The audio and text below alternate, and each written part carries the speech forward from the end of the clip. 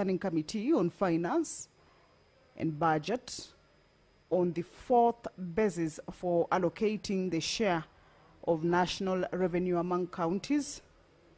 These are the monies that once allocated to the county governments, there is a formula that is required that will be able to help in understanding which county will receive what amount, or which counties will be receiving perhaps the highest and which one will be receiving the lowest. So this is the fourth basis for allocating the share of national revenue among counties, and this is a motion that is moved by the Chairperson, Standing Committee on Finance and Budget, Honorable Ali Roba, who's also the Senator for Mandera. He has just walked in. Business on this particular motion has been on the floor of the Senate, with members ventilating on the proposals, and this is with regards to the factors that will be considered, such as a poverty index, which is taking 0.12.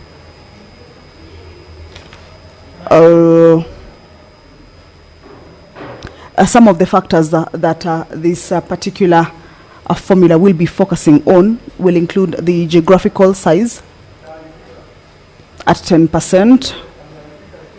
The poverty index will be based on the 2022 Kenya Poverty Report by the Kenya National Bureau of Statistics.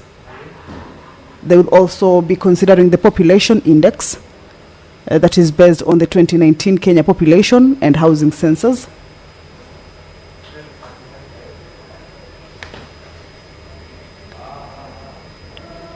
The members of the Senate will be concluding on this particular business. It will be a resumption after it was interrupted on the Thursday, the 5th of June 2025. Of course, that will be able to come to an agreement on the factors that are being proposed therein. That is the Speaker of this Senate, Honorable Amason Jeffa Kingi, making his way into the chamber to preside over this afternoon sitting. Allow me to hand you over to this live broadcast. Good afternoon. Na tuombe. Ewe Mwenyezi Mungu, twakusihi ututazame kwa neema nyingi na baraka sisi watumishi wako ambao wameridhika kutuita kwa nyadhifa za uongozi katika jamhuri hii yetu. Twakuomba utuwajalie tuyatende na kufikia mambo yote yatakayofikishwa mbele yetu kwa njia ya haki na uaminifu, ili kustawisha amani, ufanisi na heri ya nchi yetu na wale ambao haja zao umezikabidhi mikononi mwetu. Amen.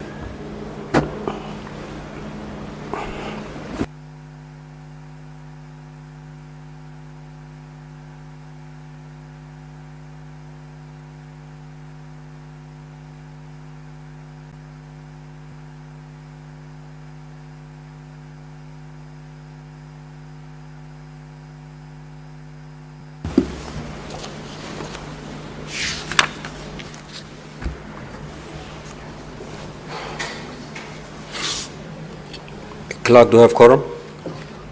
Sergeant at Arms, kindly ring the quorum bell for 10 minutes.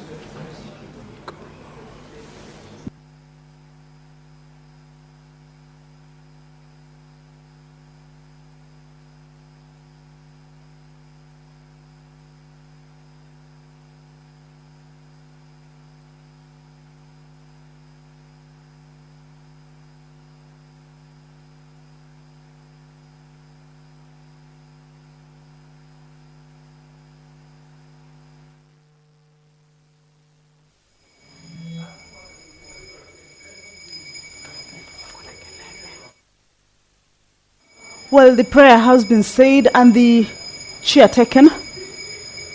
However, the House has not quorated as is required by the House Standing Order number 39. At least 15 senators should be rather seated inside the chamber after the prayer is said and the chair taken. And that would mean that the House has raised its quorum for the business to commence. However, if that is not present, then that would, of course, necessitate that particular quorum bill that is currently underway, just to give room to the members who may be within the precincts of Parliament, but yet to make their way into the chambers, of course, at least to be able to join the rest of their colleagues who are already inside the chambers, and allow the House to attain or raise that much needed quorum, of course, for the business to commence. And as you can see, more members are just joining the rest who are already inside. Once that particular quorum is raised, then we shall, without any further delay, hand this business back to the House for you to be able to follow. And the quorum has been achieved. Allow me to hand you over. Clerk, kindly proceed to call the first order.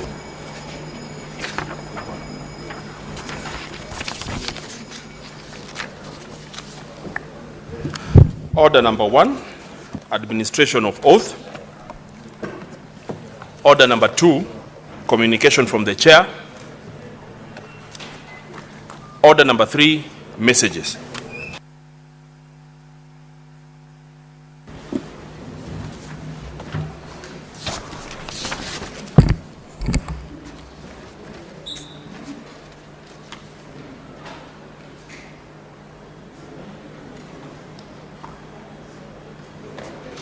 Senator Karen, take your seat, please. I need to communicate the message.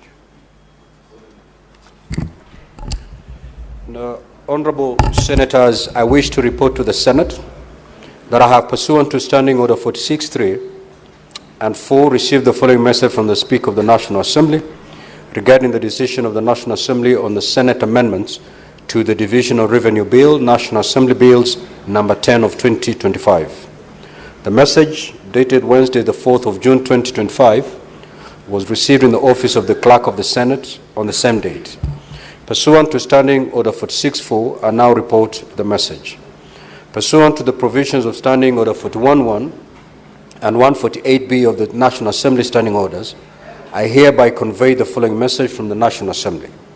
Whereas on Wednesday, 9th of April 2025, the National Assembly passed the Division of Revenue Bill, National Assembly Bills number 10 of 2025, without amendments, and thereafter referred the bill to the Senate for consideration in accordance with the provisions of Article 110(4) of the Constitution.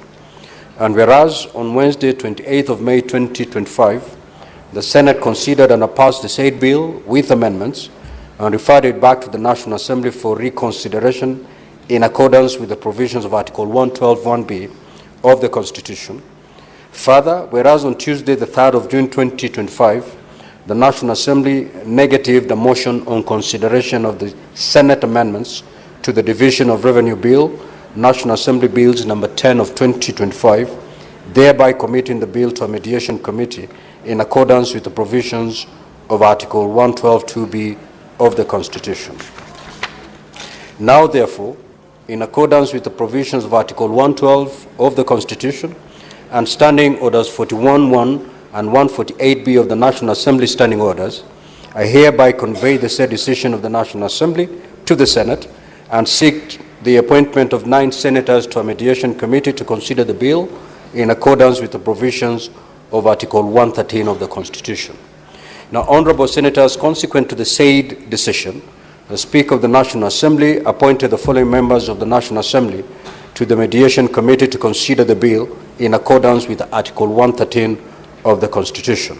The Honorable Samuel Atandi, MP, the Honorable Owen Baya, CBS MP, the Honorable Dr. Robert Pokose, CBS MP, the Honorable George Kariuki, CBS MP, the Honorable Marianne Kitani, MP, the Honorable Christopher Aseka, MP, the Honorable Naisula Lesuda, OGW MP, the Honorable Leah Sankaire, MP, and the Honorable Zamzam Mohammed, MP.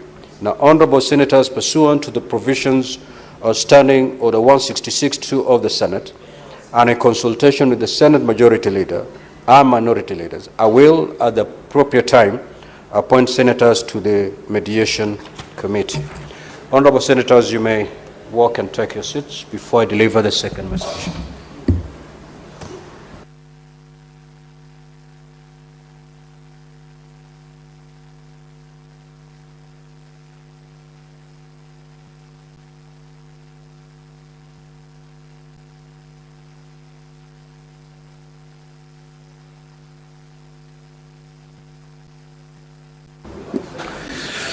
Honorable Senators, I wish to Senator Bertus Akinyi, you're out of order.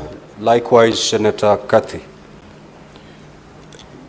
Honorable Senators, I wish to report to the Senate that pursuant to Standing Order 46.3, I received the following message from the Speaker of the National Assembly regarding the decision of the National Assembly on the request for withdrawal of the Public Transport Motorcycle Regulation Bill, Senate Bills number 38 of 2023. The message, dated Thursday, 5th of June 2025, was received in the office of the Clerk of the Senate on the same date. Now, pursuant to Standing Order 46.4, I now report the message. Pursuant to the provisions of Standing Order 41.1 of the National Assembly Standing Orders, I hereby convey the following message from the National Assembly.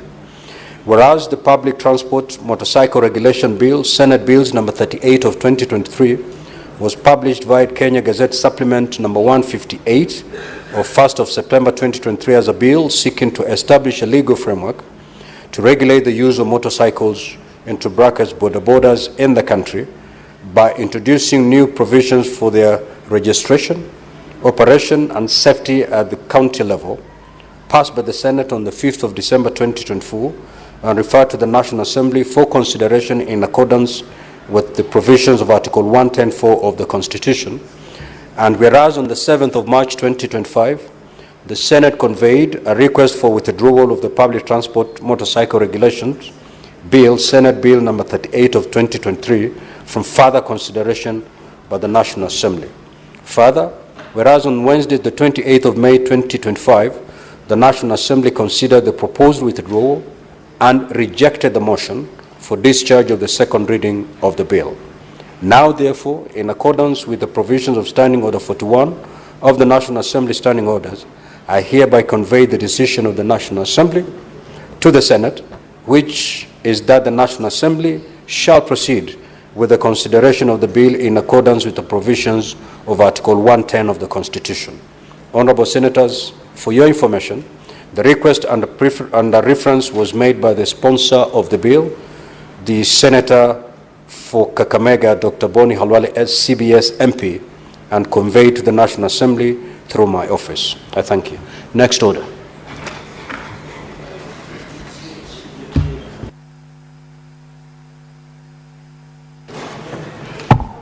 Order number 4, petitions.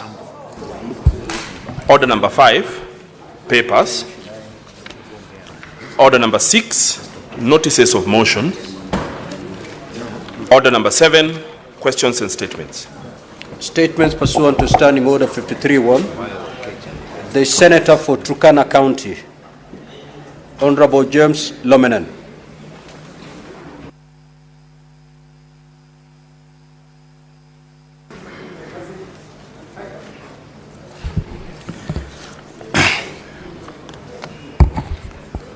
Honorable Speaker, thank you for this opportunity. I stand to request for the statement on the stalled corner irrigation scheme in Turkana County. Mr. Speaker, sir, I rise pursuant to Standing Order 53.1 to seek a statement from the Standing Committee on Land, Environment, and Natural Resources on a matter of county-wide concern regarding stalled corner irrigation scheme in Turkana County. Mr. Speaker, sir, the corner irrigation scheme is a 300-acre surface irrigation project located in Loima sub-county, Turkana County. The project commenced in 2012 as part of the Kenyans for Kenya Drought Initiative, a response to the 2009 and 2010 droughts targeting Kaikor location with a projected implementation period of 12 months. The scheme aimed to open up land for irrigation in 3 villages. However, as of June 30, 2020, only 27% of the project has been completed. The incomplete infrastructure has significantly limited the scheme's potential, thereby hindering the realization of its intended benefits for the local population. In this statement, the committee should address the following. 1. The current status of the Kono irrigation scheme, including the extent of work completed and the reasons for stalling of the project. 2. The measures taken by the ministry to address the contractor's non-performance and the steps being implemented to resume and complete the project. 3. The plans in place to support the farmer household who are to the benefits from the scheme, including any interim measures to enhance water provision for the agricultural activity. 4. The accountability mechanism established to prevent similar occurrences in the future projects under the drought resilience and sustainable livelihood programs and other government-funded initiatives. Chair, I have another one. Proceed to read your second. Thank you, Mr. Speaker, sir. This is request for a statement on the persistent shortage of essential medicine in health facility across the county. Mr. Speaker, sir, I rise pursuant to Standing Order 53-1 to seek a statement from the Standing Committee on Health on a matter of county-wide concern regarding the persistent shortage of essential medicine in health facility across Turkana County. Mr. Speaker, sir, health facilities across Turkana County, including sub-county referral hospital, such as Katilu, Kakuma Mission, Loktang, Kaikor, Lokicher, Lokori, Lorugum, and even the Lodwar County Referral Hospital, continue to face frequent stockouts of essential medications. Consequently, patients, particularly those from low-income and remote communities, are often compelled to purchase prescribed medicine from private pharmacies, which are either unaffordable or inaccessible. In the statement, the committee should address the following. 1. The availability status of essential medicine in public health facilities across Turkana County from July 2024 to date. 2. The procurement and distribution procedures for medical supplies within the county, including any identified challenges. 3. The measures being undertaken by both the county and national government to ensure a consistent supply of medicines, particularly in remote and underserved areas. 4. Whether there are existing or planned initiatives to enhance pharmaceutical storage, transportation, and tracking systems for improved accountability and to prevent recurrent shortages. 4. The intervention being considered or implemented to strengthen the overall supply chain and improve accessibility to essential medicine in Turkana County. Thank you, Mr. Speaker, sir.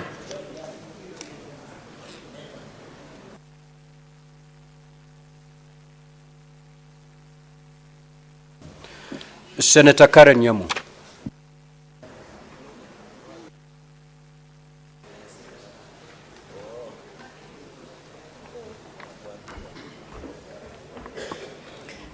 Thank you, Mr. Speaker.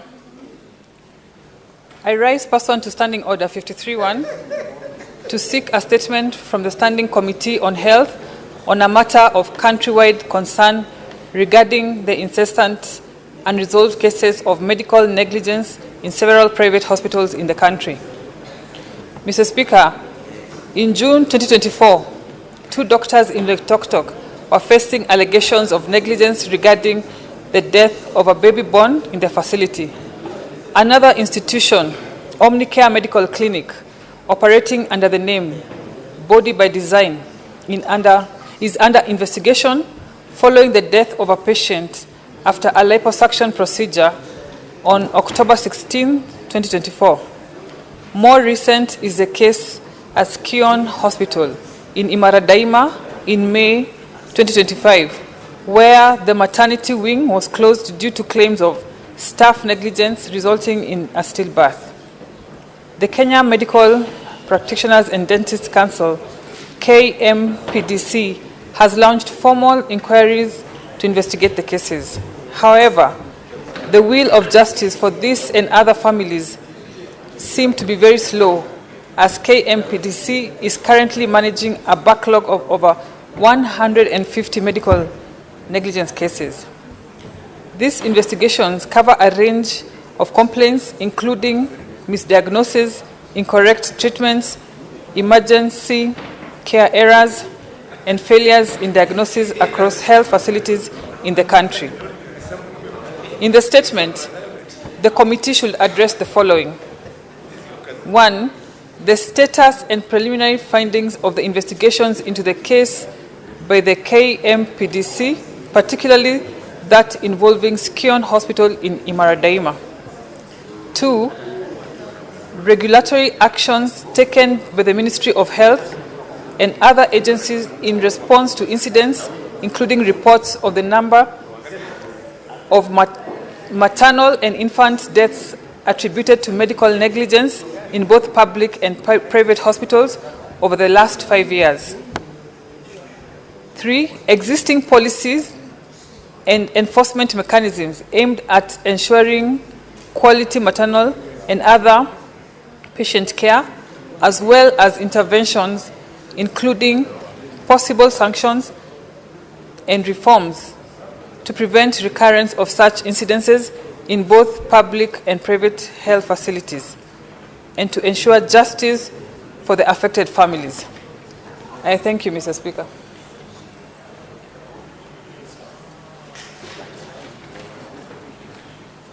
Senator Eddy.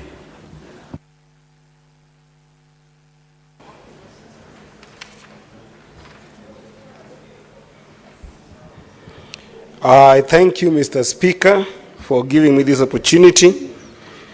And Mr. Speaker, with a very heavy heart and a bleeding soul, Mr. Speaker, I request for a statement on the unfortunate death of Albert Omondi Ojwang while under police custody.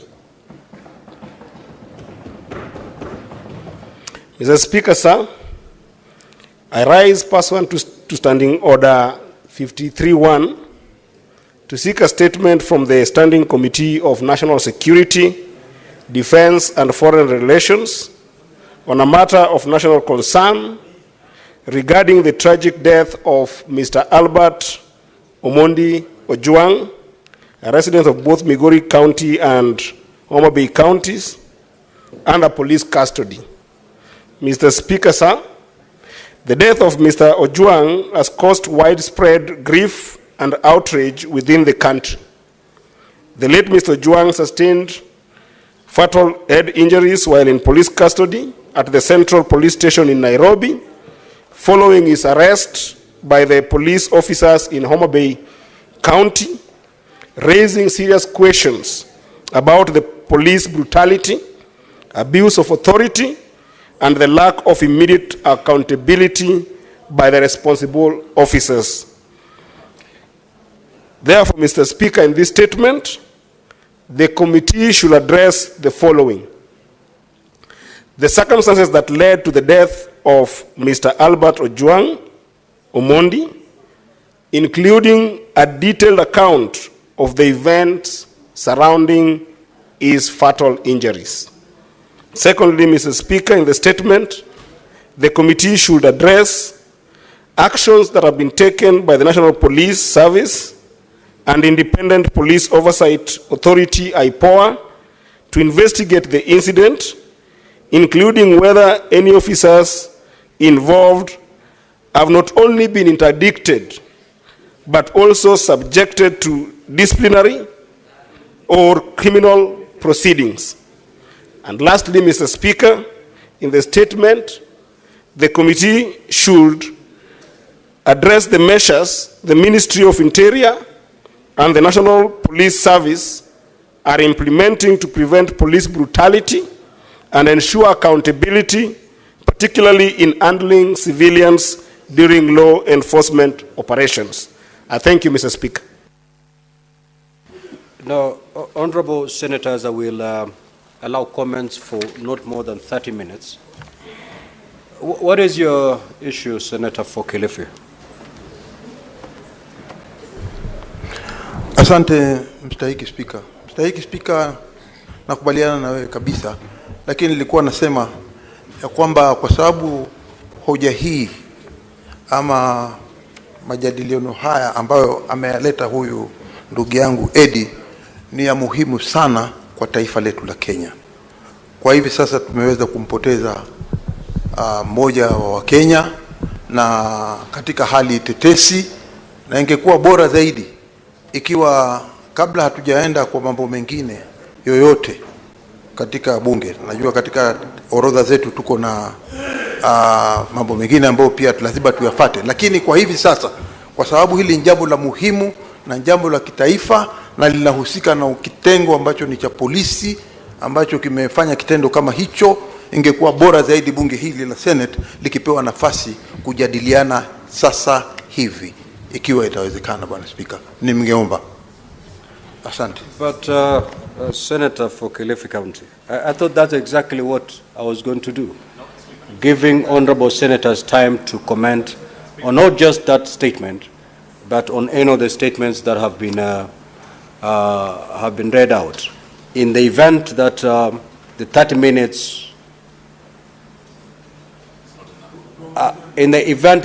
minutes, are spent and still honorable senators would wish to speak, then of course the chair will give further guidance. But for now, let us stick to the 30 minutes.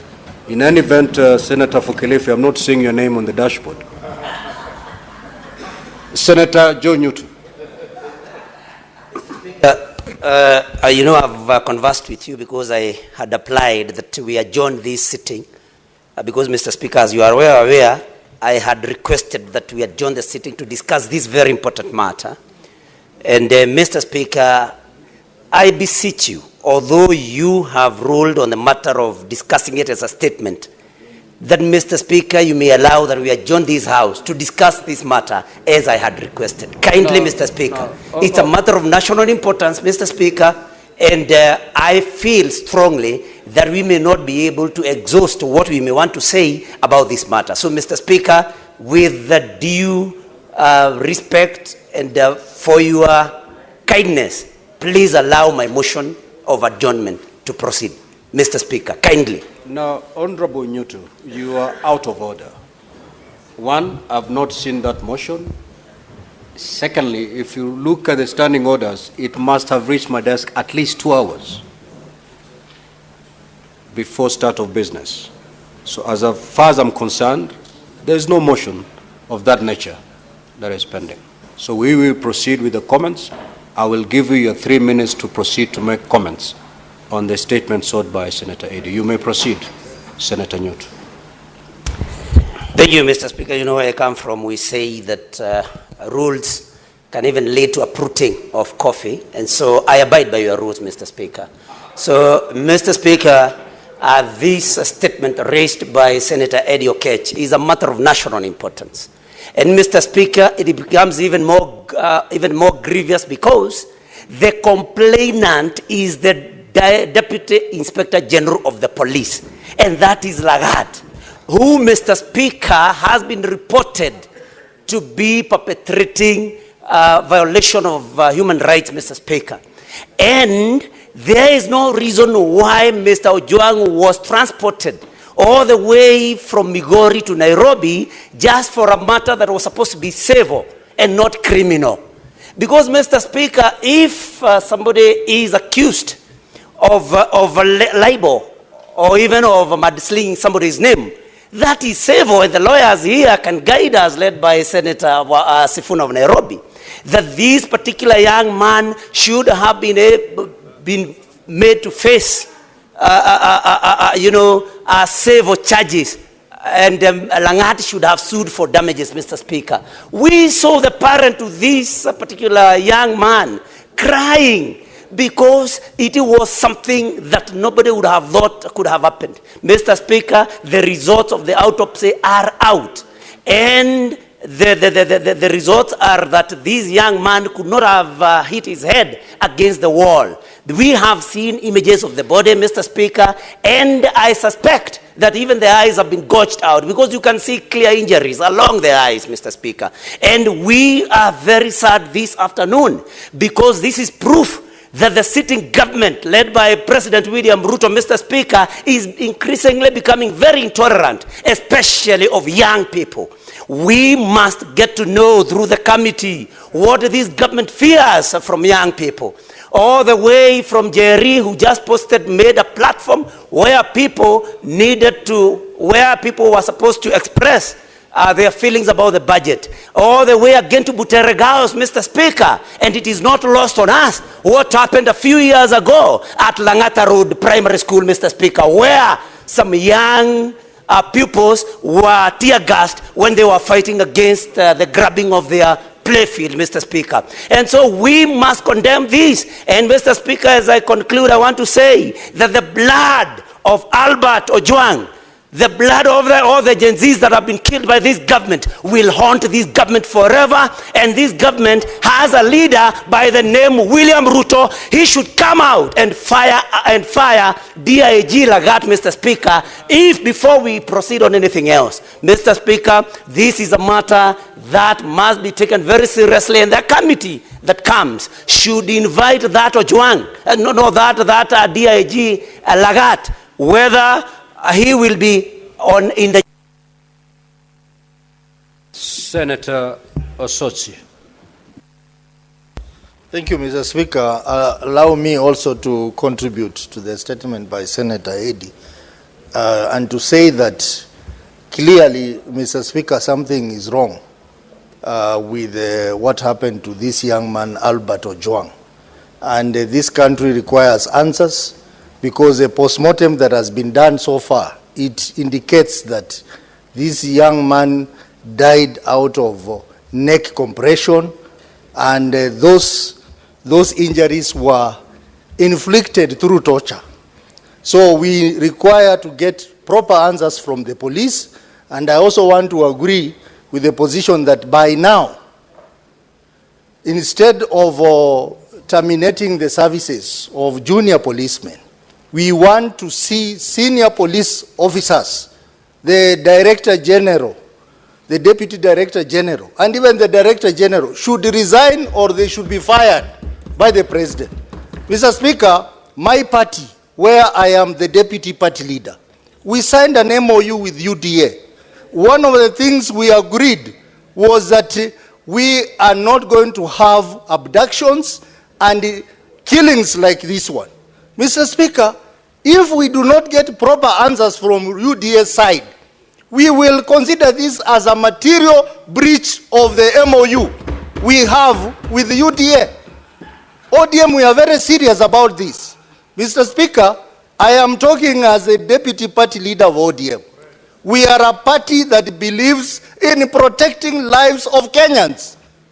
And therefore, we want to see action from the UDA government on the issue of the Deputy Director General of Police. By now, he should not be in the office, because this young man was arrested because he had posted something against the DIG.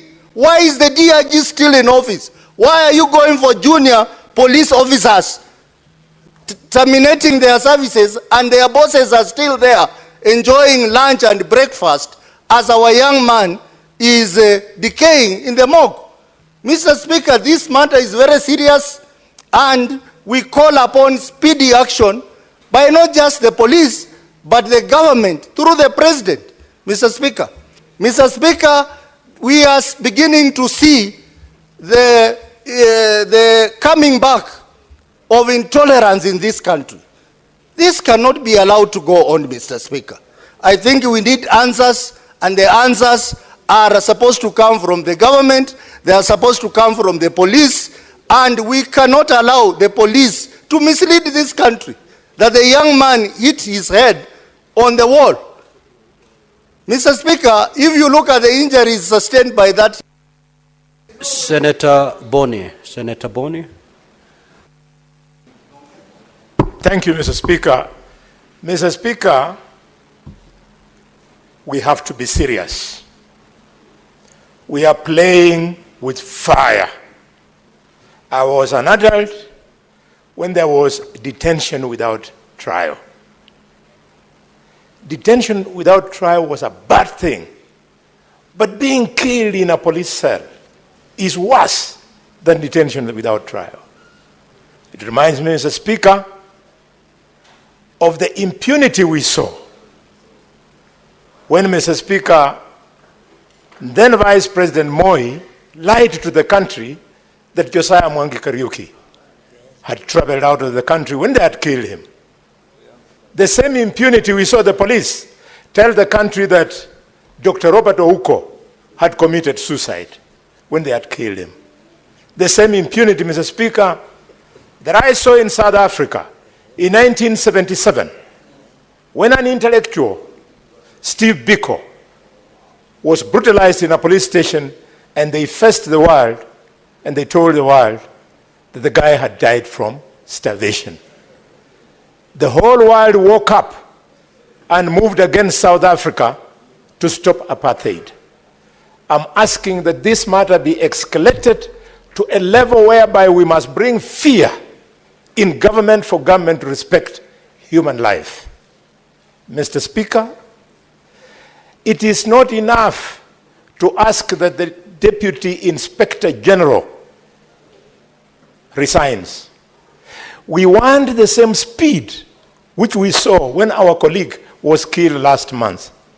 When arrests were made, we want Mr. Eliud Lagat to be arrested so that he can write a statement from a police station for it to be clearer to him that he has a responsibility.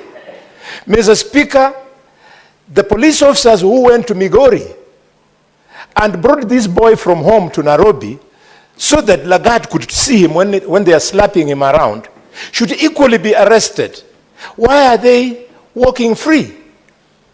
As far as I'm concerned, seeing the shape of that face, the guy could not possibly, would have wanted to hit the wall using the front of his head. It is only Parliament, Mr. Speaker, which can bring this to an end. We must protect our children. Members of Parliament in the National Assembly and here, that boy who is lying there is not in any way different from our own children. And it is this Parliament that will bring this to an end. It is too much, and the thing must escalate. Senator for Kilifi County, Senator Mazayo.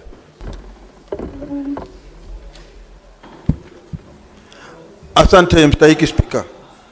Mstahiki Spika, jambo la kwanza ni kwamba nasema pole kwa ile jamii ambayo imempoteza yule kijana Albert Ojwang. Zaidi sana tukiangalia tunaweza kumwambia pole sana baba yake ambaye alikuwa huyu ni mtoto wake alipekee wa kuzaliwa peke yake, na ambaye alikuwa baba yake alikuwa na nia kwamba mtoto wake atafaulu katika maisha.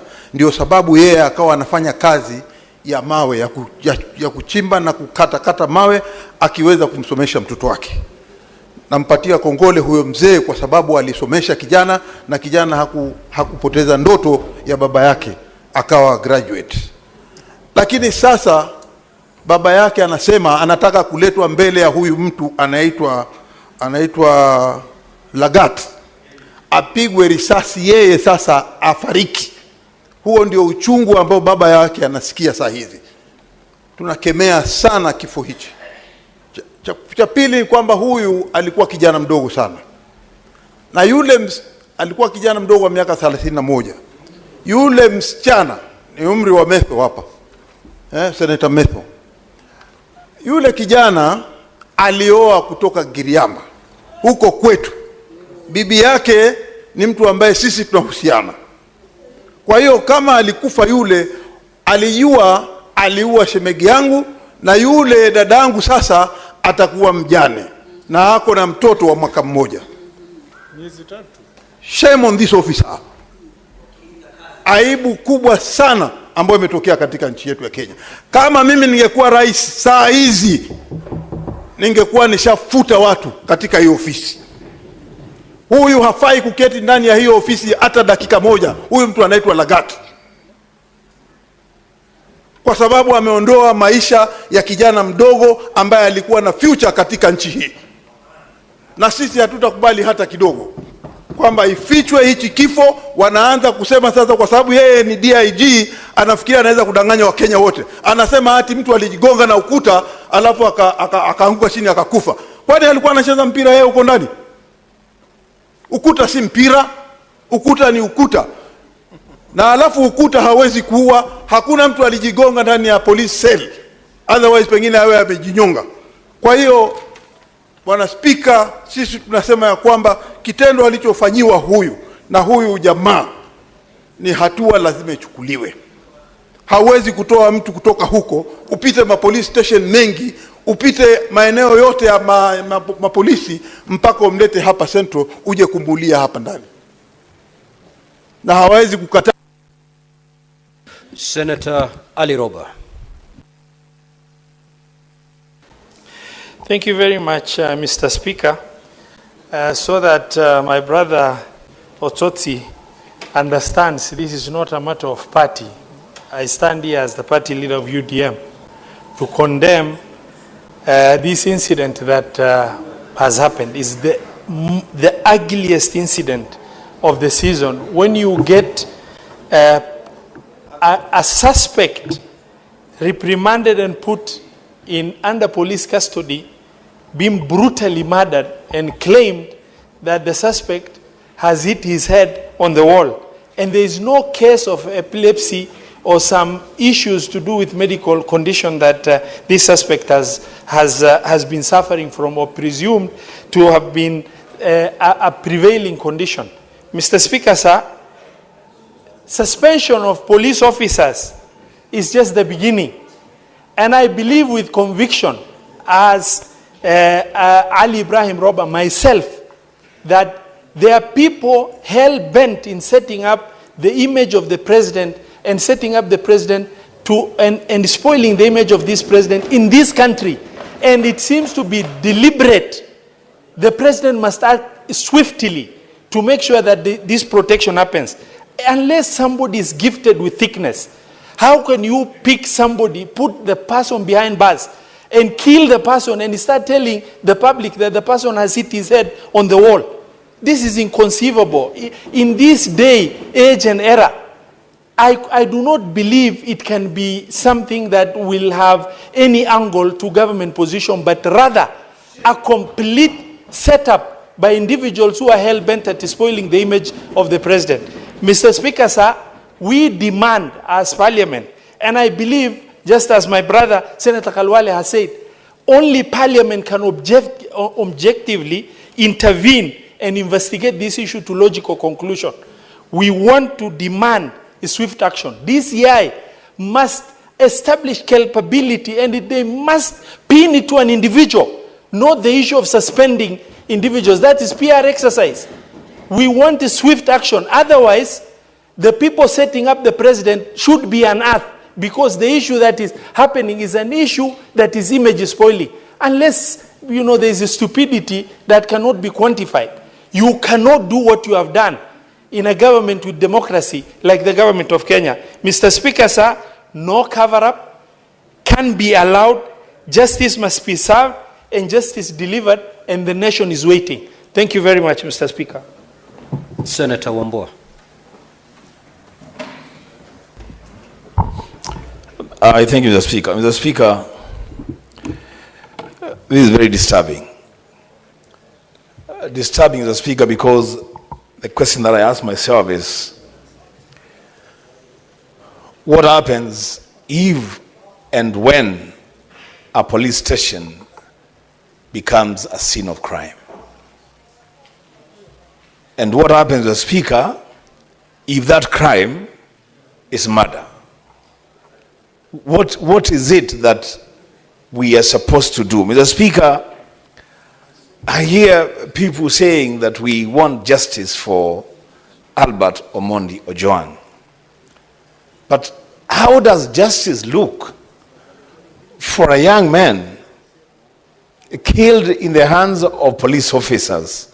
What is it that must be done for that young man, the lifeless body of Albert Omondi Ojwang, to receive justice? What exactly is it that, Mr. Speaker, must happen? Mr. Speaker, of late, our country is doing extremely badly in terms of insecurity. Mr. Speaker, in April, I saw the majority leader confronting the Inspector General of Police over some killings in Narok, in Barkoi. A few weeks ago, Mr. Speaker, 3 people were killed by police in the same area in Narok, Mr. Speaker. Mr. Speaker, what is happening in our country in relation to security? What is it that needs to be fixed? That's a question that we should address ourselves to. Mr. Speaker, I'm here to say that, Mr. Speaker, this killing of this young man has capacity to throw this country into serious anarchy if it is not handled properly. Remember, Mr. Speaker, what happened in Tunisia with Mohamed Bouaziz when he blew himself up outside Parliament? Just an act of one person brought about the Arab Spring in an entire region. Mr. Speaker, I call upon the President on this matter. He must speak, and speak with courage and determination. Heads must roll. He must reset the security apparatus in this country from the top to the bottom, Mr. Speaker. It cannot be that a person is arrested in... Senator Chiranke. Thank you, Mr. Speaker. On my own behalf and on behalf of the great people of Nandi, allow me to pass my deepest condolences for this tragic death. Mr. Speaker, as my colleagues have said, even during era of detention without trial, no one was killed in police cell. Mr. Speaker, as a professional guest of the state on many occasions, and I've had privileges for spending nights in number of almost 5 police stations in Nairobi, Mr. Speaker, it is very unfortunate. It is very sad, Mr. Speaker. The only place you should be safe is a police station. Mr. Speaker, heads must roll. I want to agree with my colleagues, Mr. Speaker, and you know on many occasions, I have raised that there is a problem with Ministry of Interior 1,000 times, Mr. Speaker. As we speak today, Mr. Speaker, Father Alois Cheruiyot Bett killers are not known. Father Maina killers are not known. Angata Baragoi, 6 people were buried without their killers being not known, Mr. Speaker. Angama Mara, even in Kerio Valley, Mr. Speaker. I request the following, Mr. Speaker. And I agree with colleagues that there are people who are intended to sabotaging President William Ruto government. And is led by the Minister of Interior, who should take and resign, Mr. Speaker, and take personal political responsibility on this matter, Mr. Speaker. I request also that the Parliament Committee, Mr. Speaker, is very incompetent. And you know that incompetence, if you transfer from roads to lives, we lose lives, Mr. Speaker. We have lost a young man, 31-year-old, who had just married, Mr. Speaker. Mr. Speaker, they must be held accountable, Mr. Speaker. I request that the Parliament, through the national security, does inquest into unexplained deaths in this republic, Mr. Speaker, or form a judicial inquiry into the allegation of extrajudicial killings even from the last session up to this session, Mr. Speaker. Mr. Speaker, it cannot be that as a Senate we are just sitting and allowing insecurity to thrive in this country. You go to Mombasa, Mr. Speaker, When you greet a boy woman, you think she's a woman. Somebody has won a boy with a machete. You think she's a beautiful lady. He's a man with a machete. And there are criminal gangs ruling Mombasa as we talk to. You go to Nakuru, Mr. Speaker, the gangs are playground. You go to Kerio Valley, Mr. Speaker, and many other places, Mr. Speaker. I think it is a high time, and I want to appeal to the President, because he is a man who is very decisive. Heads must roll from the Minister of Interior, Inspector General of Police, and all his subordinates, including the OCS from Homa Bay, who gave out the link, Mr. Speaker, including Safaricom, who gives out the location of this suspect. Mr. Speaker, I remember when I want to be arrested, I left my phones in Kibos. The police went to look for me in Kibos, and I was in Eldoret, Mr. Speaker, sleeping. Senator Oburu Odinga. Senator Oburu. Yeah, thank you. Thank you, Mr. Speaker, sir, for the opportunity. Mr. Speaker, this is a sad day for us in the Senate. Mr. Speaker, we are discussing the death of a young man who was the only son of his family. And Mr. Speaker, he has died in a police cell where people are supposed to run for safety. Mr. Speaker, where else do you go if not police station when you feel threatened by anybody? But Mr. Speaker, when you go to a police station and you are killed, Mr. Speaker, this is a very, very serious situation. Mr. Speaker, there's one time in this country where we used to have people who speak their minds. They are picked and you never see them. Sometimes, Mr. Speaker, they are picked and you see them in courts pleading guilty after being tortured in cells. Mr. Speaker, we have been struggling so that these things become a thing of the past. And it is very sad, Mr. Speaker, when we see any injustice rearing its head again. Mr. Speaker, it is not the small boys. It must be the big boys who organize this kind of a thing. Me, I've never heard, Mr. Speaker, I've never heard that somebody can be charged for making somebody infamous. I don't know what a senior police officer, what type of fame a senior police officer wants to be. Where is he going with that fame? And Mr. Speaker, fame is something you can take to a civil court. Somebody does not have to be arrested and put in cell because he has made somebody infamous. Mr. Speaker, I have even seen in this country pictures where people are putting the president in the cells. And they are never arrested, Mr. Speaker. Is this police officer even bigger than the president? Why can he not be arrested and interrogated, Mr. Speaker, if we don't tackle this particular case up to the end, Mr. Speaker? Kenyans will not believe us. Kenyans will not believe that even as leaders we are serious. Because I come from that region.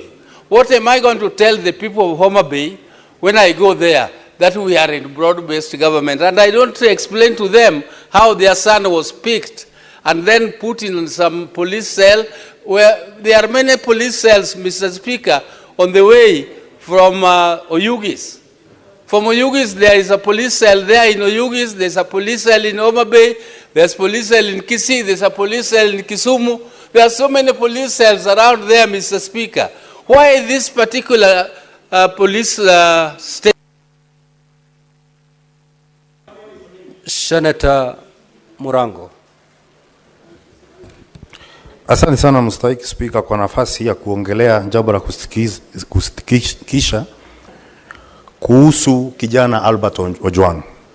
Jambo la kushangaza mstahiki Spika, hata kama sisi ni wanasesere, hata kama kwa Kenya ni vikaragosi, hakuna venye tungeambia kwamba yule kijana alikuja akajipigisha ukuta hapa Nairobi. Kusema ya kwamba Homa Bay hakuna nyuta, hakuna ukuta. Ukuta alipata Nairobi na akakuja akapiga ukuta akafa. Mstahiki Spika, kivuli cha fimbo hakiwezi kuficha mtu jua. Na hata watu wajaribu kuficha hili jambo namna gani, lazima litakuja kutokea wazi. Juzi niliona ya kwamba maafisa wakuu katika idara ya polisi wakisema wale wandogo wao ndo walifanya hiyo kitendo. Lakini mstahiki Spika, samaki wote hunuka lakini walimshuku kambare. Kama kuna harufu, kama kuna mwozo, ni lazima ya polisi kuanzia juu mpaka chini. Na kwa hivyo waisema kwamba wale wandogo peke yao ndo walifanya hiki kitendo. Mstahiki Spika, tunaona kama ningekuwa ni Mbwenyenye amewawa, kungekuwa na watu tayari wamekamatwa. Na kuna msemo moja Kiswahili unasema kwamba maskini hedi mkele, na hata angeenda mkele akapakia jahazi mchele tele, urudi na upele. Kifo cha Ojwang kinafaa kuwa venye hatua inachukuliwa wakati wandosi wanawawa, hata huyu kijana nafaa kuangaliwa na mambo yake ichunguzwe. Lakini unajua mstahiki Spika, ukiona kesi inakaa sana katika kasri ya mfarume, ujue kwamba tajiri ana makosa. Hii kesi ya huyu kijana venye imekuwa ikizungushwa, inaonekana kwamba kuna wandosi fulani ambao wako na makosa. Na tusifanye hili jambo likawa ni jambo la kisiasa, mstahiki Spika. Lakini iko siku ukiona kivuli cha mtu mfupi kimeanza kuwa kirefu, jua kuna kucha ama ni machweo. Siku moja machweo itakuja kutufikia.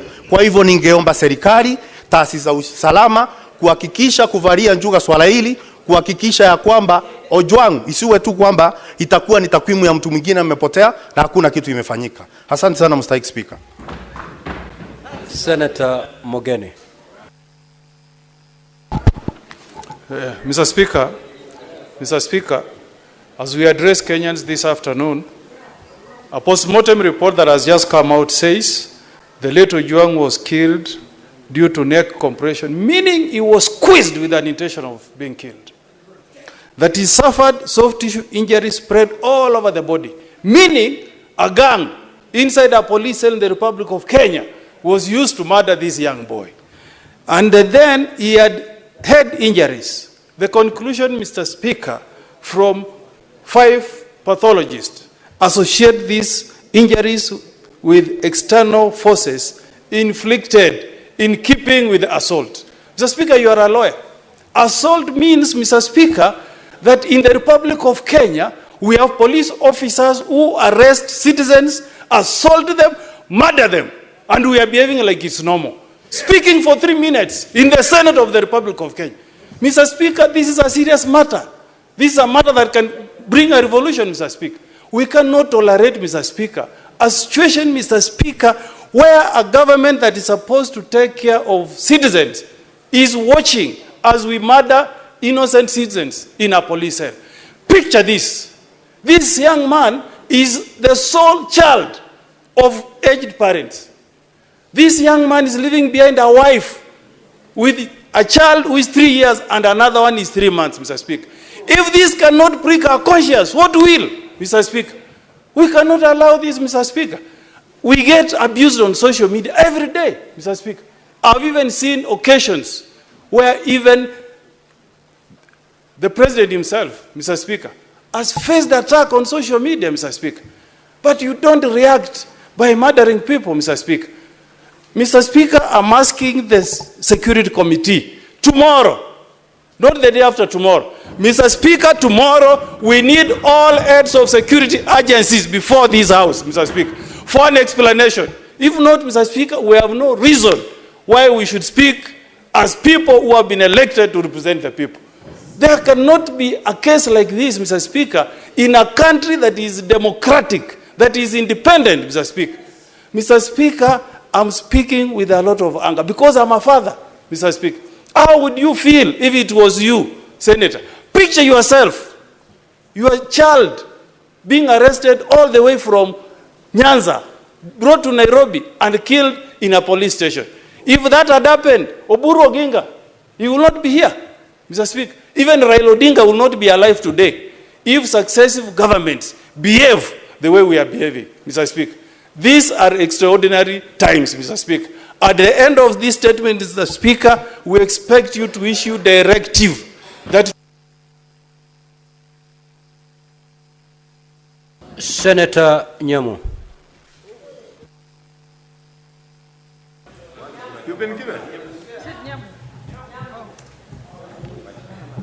Change your mind. Mr. Speaker, thank you, Mr. Speaker, for this opportunity.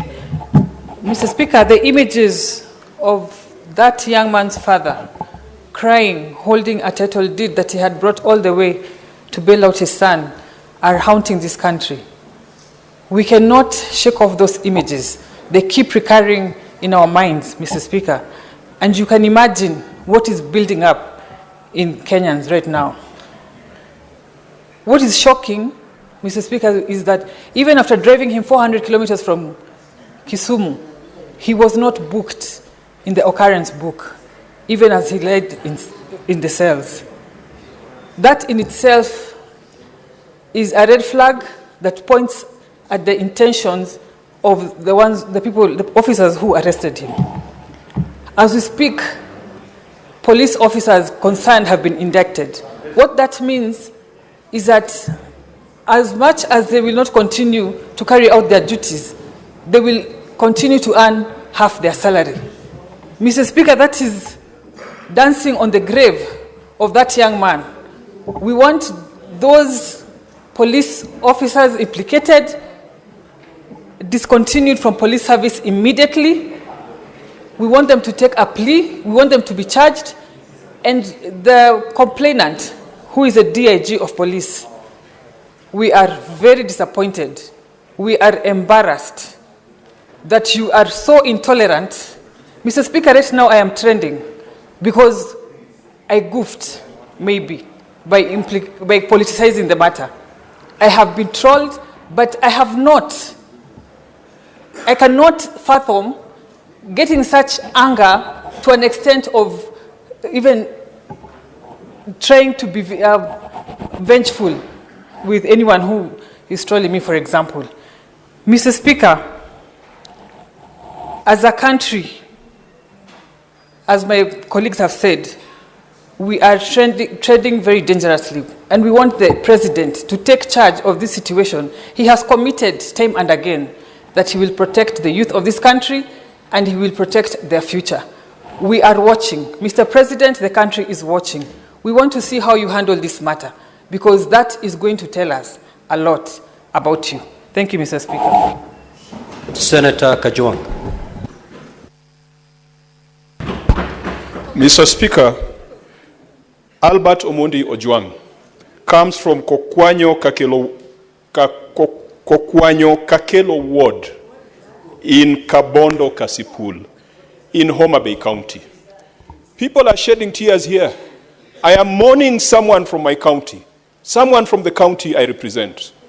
Mr. Speaker, I have buried too many young people following the Gen Z protests just 1 year ago.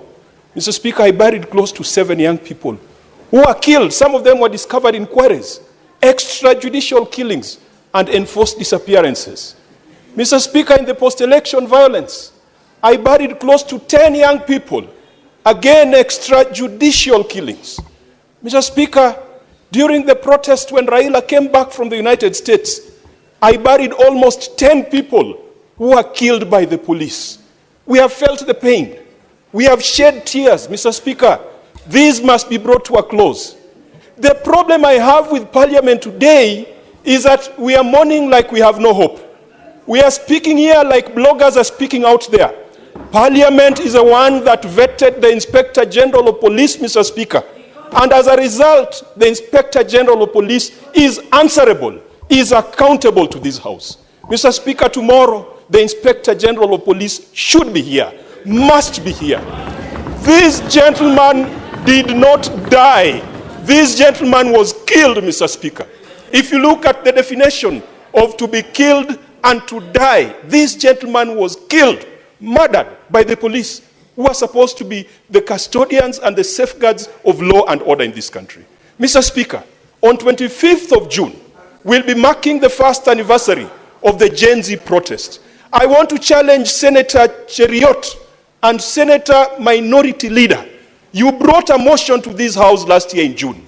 We said a lot of things. We said a lot of English. Let us mark the anniversary of 25th June in this Parliament. Because the other House, everyone ran away. We were the only ones who were here. Let us come back here, take stock of the things we said. We talked of extrajudicial killings. We talked of enforced disappearances. We talked of corruption. We talked of tribalism. What have we done about it? Mr. Speaker, this is a shameful act, and I send my condolences to the people of Kabondo, the people of Homa Bay, the entire nation. The Minister for Interior, under these circumstances, should have resigned, Mr. Speaker. In an organized society, the Inspector General, let us have them here in this Parliament tomorrow. Anything short of that, we will not be any better than any other member of the public who's complaining outside there. Thank you, Mr. Speaker. Senator Seki.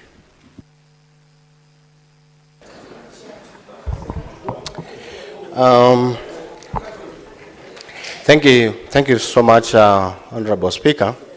I also want to bring my heartfelt condolences to the family of Albert Ojwang and the entire nation when we have a very sad day today.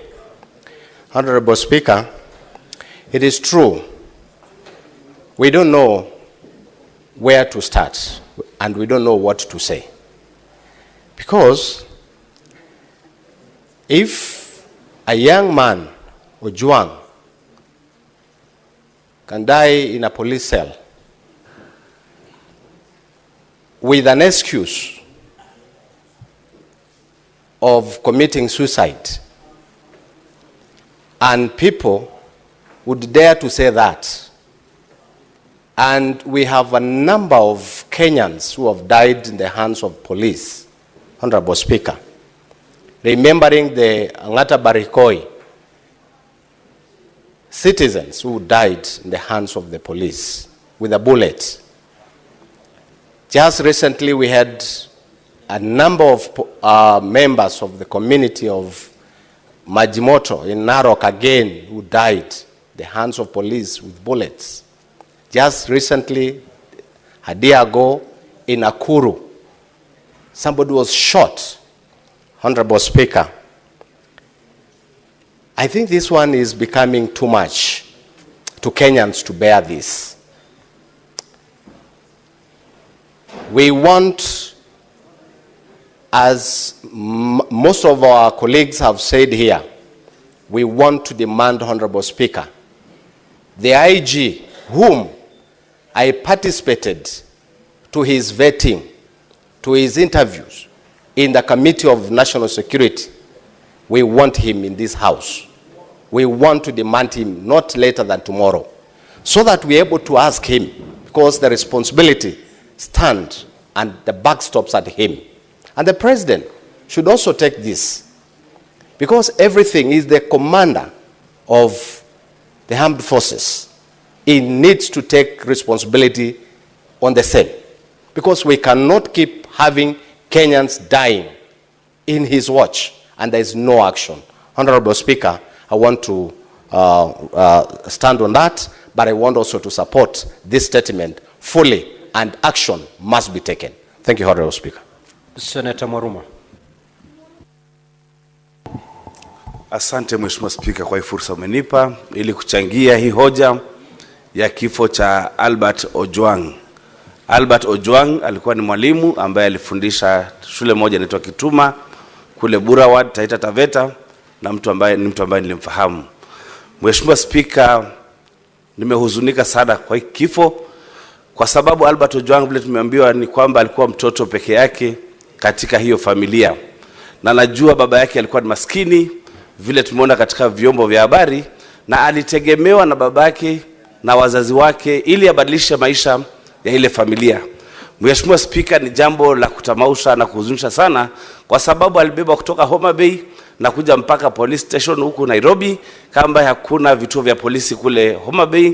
Na Mheshimiwa Spika, ni jambo la kuhuzunisha ya kwamba asasi za usalama zinatumika ili kunyamazisha Wakenya kwa sababu ya kuongea ukweli.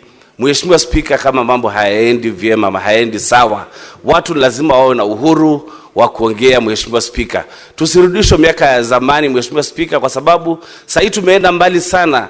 Na Mheshimiwa Spika, zamani nakumbuka wakati wa miaka ya 90 ilikuwa ukiongea ulikuwa unaangalia nyuma, na hata mkiwa kwa nyumba mnasema kwamba kuta zina masikio, kwa sababu kulikuwa na kila mahali watu ambao walikuwa wanaitwa maspai. Mheshimiwa Spika, hatutaki kurudi hayo maeneo.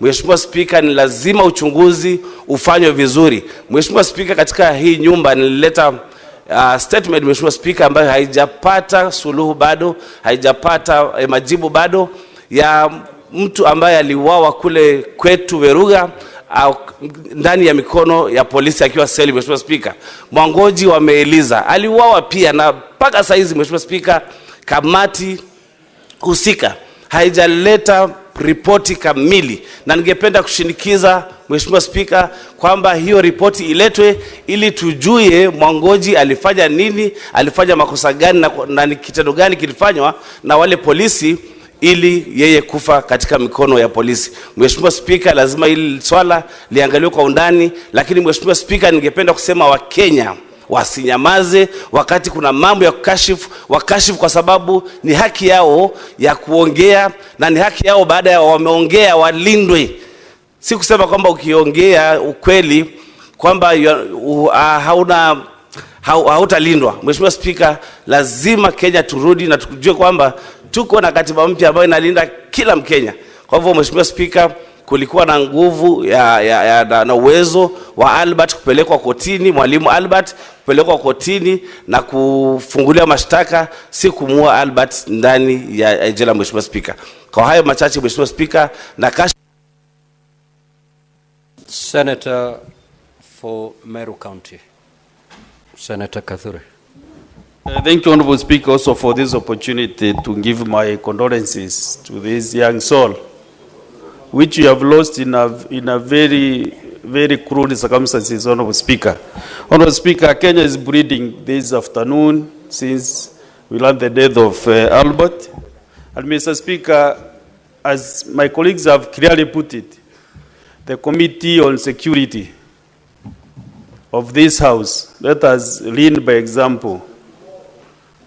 Chair Fatuma Nduro should suspend any other activity that they have for this week.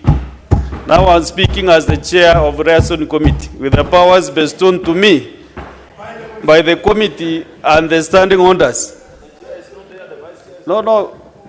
That is why, Honorable Speaker, when we have matters such as matter heavy as this, at least the chair or the vice chair should be recording notes of what the members are saying, so that whatever they do in the committees, they will get input from the members, the senators. What we are saying here, we are not just talking in vain, but they should be here to take notes, so that when they meet the IG of police and anybody else, they have facts and issues that they should raise with them.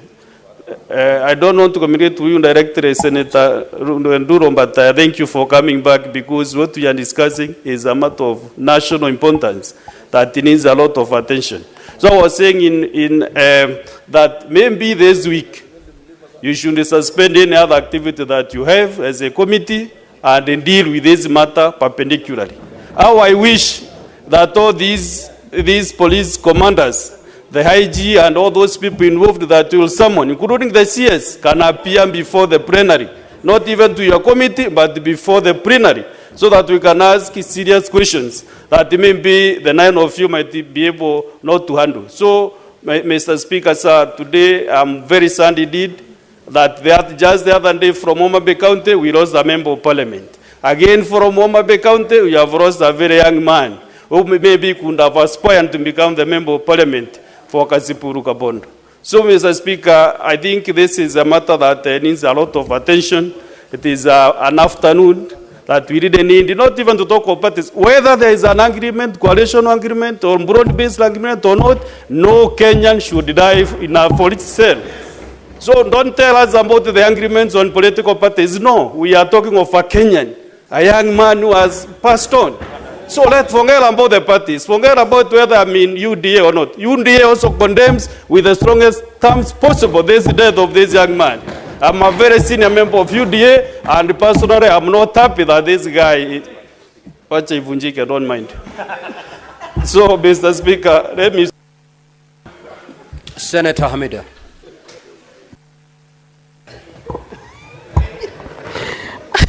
Thank you, Mr. Speaker. It is sad indeed, Mr. Speaker, I am deeply saddened by Albert's death. Mr. Speaker, when we talk about, I'm sure all of us will be talking about Albert's death, Albert's soul to rest in peace. And I'm just wondering, is his soul going to rest in peace really? After all what happened? Did he really deserve what happened to him? Freedom of expression, Mr. Speaker, must never be a death sentence. It shouldn't. And you can imagine a young life that has been lost. It is sad indeed. We call for a thorough investigation, Mr. Speaker. Albert's voice should not be silenced. I feel strongly, and I really appeal for justice, Mr. Speaker. The OCS, I hear the OCS has been interdicted, but does that mean anything? Does it really mean anything? He has just been, the story remains the same. It is sad indeed. It is devastating for this loss of a young life. Mr. Speaker, I feel that let us just stand by justice. It is painful, Mr. Speaker, as I speak. I don't have words for such. For someone just to be in a cell and died suddenly, with a lot of story and banging his head. I feel, the story does not add up in any way, Mr. Speaker. By justice delayed, Mr. Speaker, we say it's justice denied. Can this story, like we said, can it be done as soon as possible? Can it be tomorrow, not even if not today, Mr. Speaker? I stand with the family and I feel the pain, and we hope that his soul is going to rest in peace only after the justice has been done. I feel my heart goes to the family of Albert, Mr. Speaker. I support my colleagues. Mr. Speaker, seriously, I don't know. I am so deeply saddened. I feel so pained that I don't know how to express myself in this one, Mr. Speaker.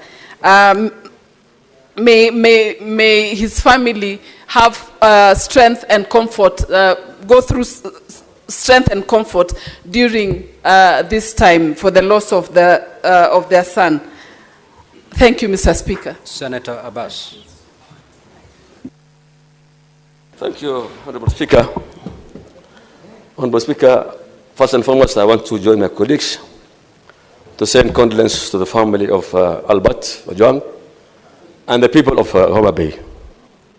Honorable Speaker, it's a very unfortunate situation that today we have lost a very young man at the age of, I think, 28, 29 years old, who was a teacher in this country. Honorable Speaker, it's very unfortunate. Albert was driven all the way from Homa Bay, 350 kilometers. In Homa Bay, we have police stations, we have courts, we have high courts. I don't know why this man was driven all the way, the late, up to Nairobi. That means somebody was ready to see him finished or dead. Honorable Speaker, those who are interdicted, the officers that are interdicted, are today denying that some of them are not in opposition, were not even on duty. And therefore, it means there is something hidden in this place. And it's over 20, since this government took over, 20 Kenyans died in police cells. That is where we were supposed to run to, where people have to seek security. But unfortunately, the way we lost young ones in the police cells is very unfortunate, Mr. Speaker. Honorable Speaker, I think the Kenyan police won't see this country go into chaos. I think they won't see this government fails. Because every day we're hearing people are being killed and being shot. The police, I think, are going slow to show the world that they won't see the current government is not in support of their life or whatever. I don't know what's the problem. However, my Honorable Speaker, if this has happened, I think the highest leader of the security must resign in this country. That is the minister, the PS, and the CIG should all resign to show that this matter must stop. Not only suspending police officers who are very junior officers. Honorable Speaker, if the government feels they cannot tolerate comments. This guy only tweeted something. Then these social things like TikTok and WhatsApp, this should be banned in this country now instead of killing young men. I think that's the only best way. If you cannot tolerate comments, then they should buy the social ethics.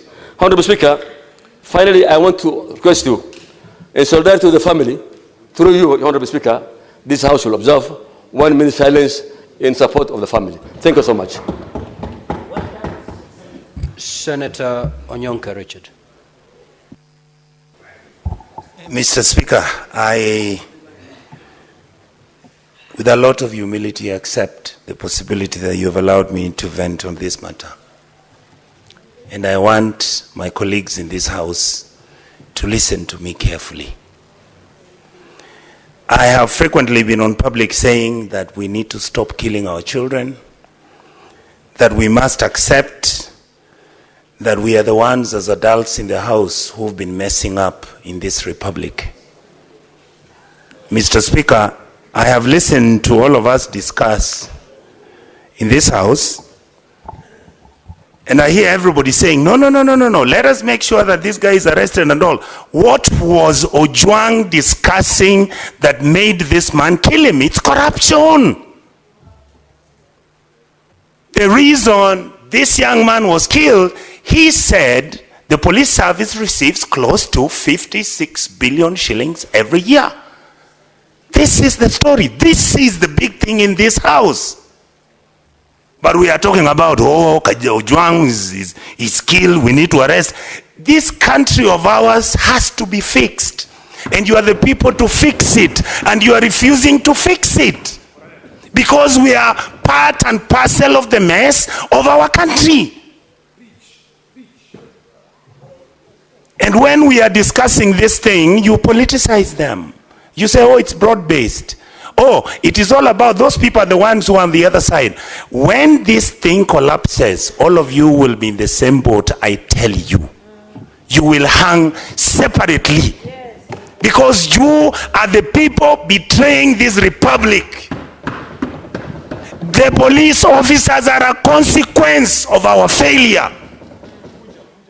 That is the reality.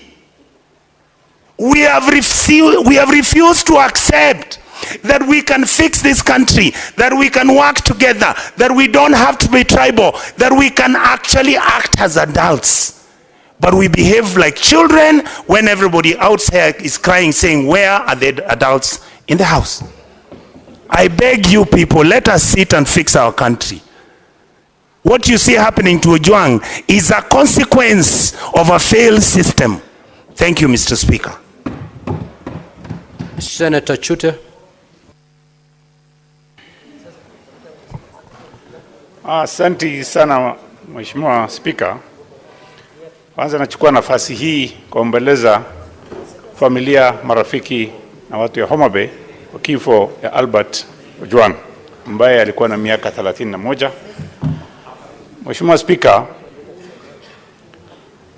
leo ukiendesha gari ukikimbizwa na wakora, mahali utaenda kwanza kukimbilia uokoe maisha yako ni police station. Mheshimiwa Spika,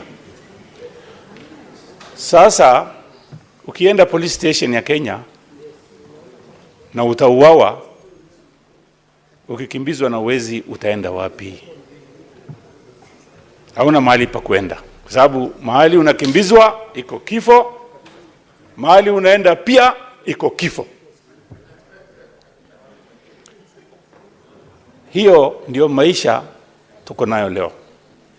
Mheshimiwa Spika, askari iko Kenya ni 1108 askari polisi na askari ya utawala.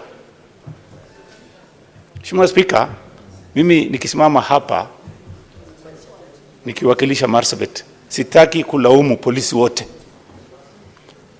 Siku 5 iliyopita mahali inaitwa Loyangalani Lake Turkana, Marsabit County, watu 4 waliuawa.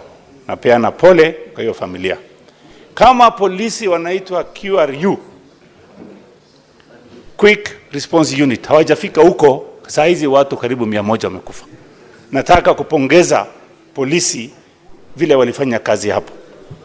Mheshimiwa Spika, miaka ya 1990 leo Governor Orengo alikuja mbele yetu.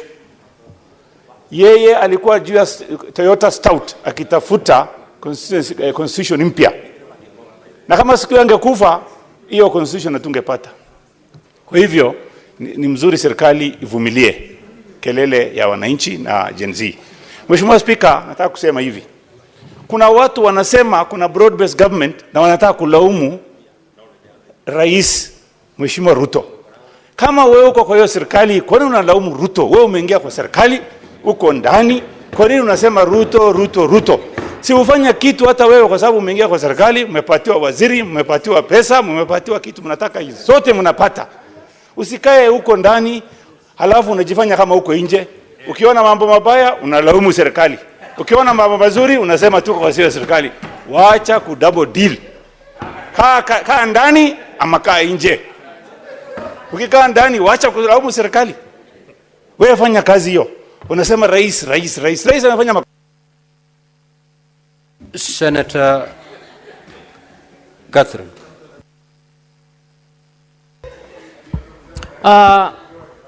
Thank you, Honorable Speaker, for this opportunity to speak. Speaker, this matter is grave. And this matter is painful for those of us who are mothers. Albert was about the age of my son, and Albert shares a name with my husband. And I have just learned Albert is a young man I have worked with when I served as chair of the ODM Elections Board. Mr. Speaker, what has happened is serious. And in my view, if not taken seriously, it may very well be the last straw. And I think we need to take this seriously. And honorable colleagues, even as we commend, even as we plan, Honorable Speaker, can you ask Omtata and Ojwang to tone their voices? Even as we plan to call the IG, honorable colleagues, I want to ask you, is IG capable of investigating this case? I don't think he's capable of investigating this case. Mr. Speaker, I think the DIG need to do this country a favor. He needs to resign. As the first step of showing respect to the family of Albert Ojwang, the DIG needs to resign. He doesn't even need to go through the process of being fired. Mr. Speaker, secondly, I don't think the IG is capable of investigating this case because it is his number two who was supposed to be a complainant over a freedom of expression issue.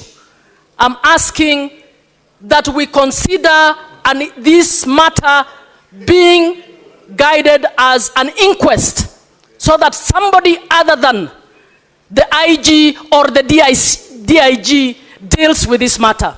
And I'm asking colleagues to put their heads together to seriously consider so that we can get justice for this family.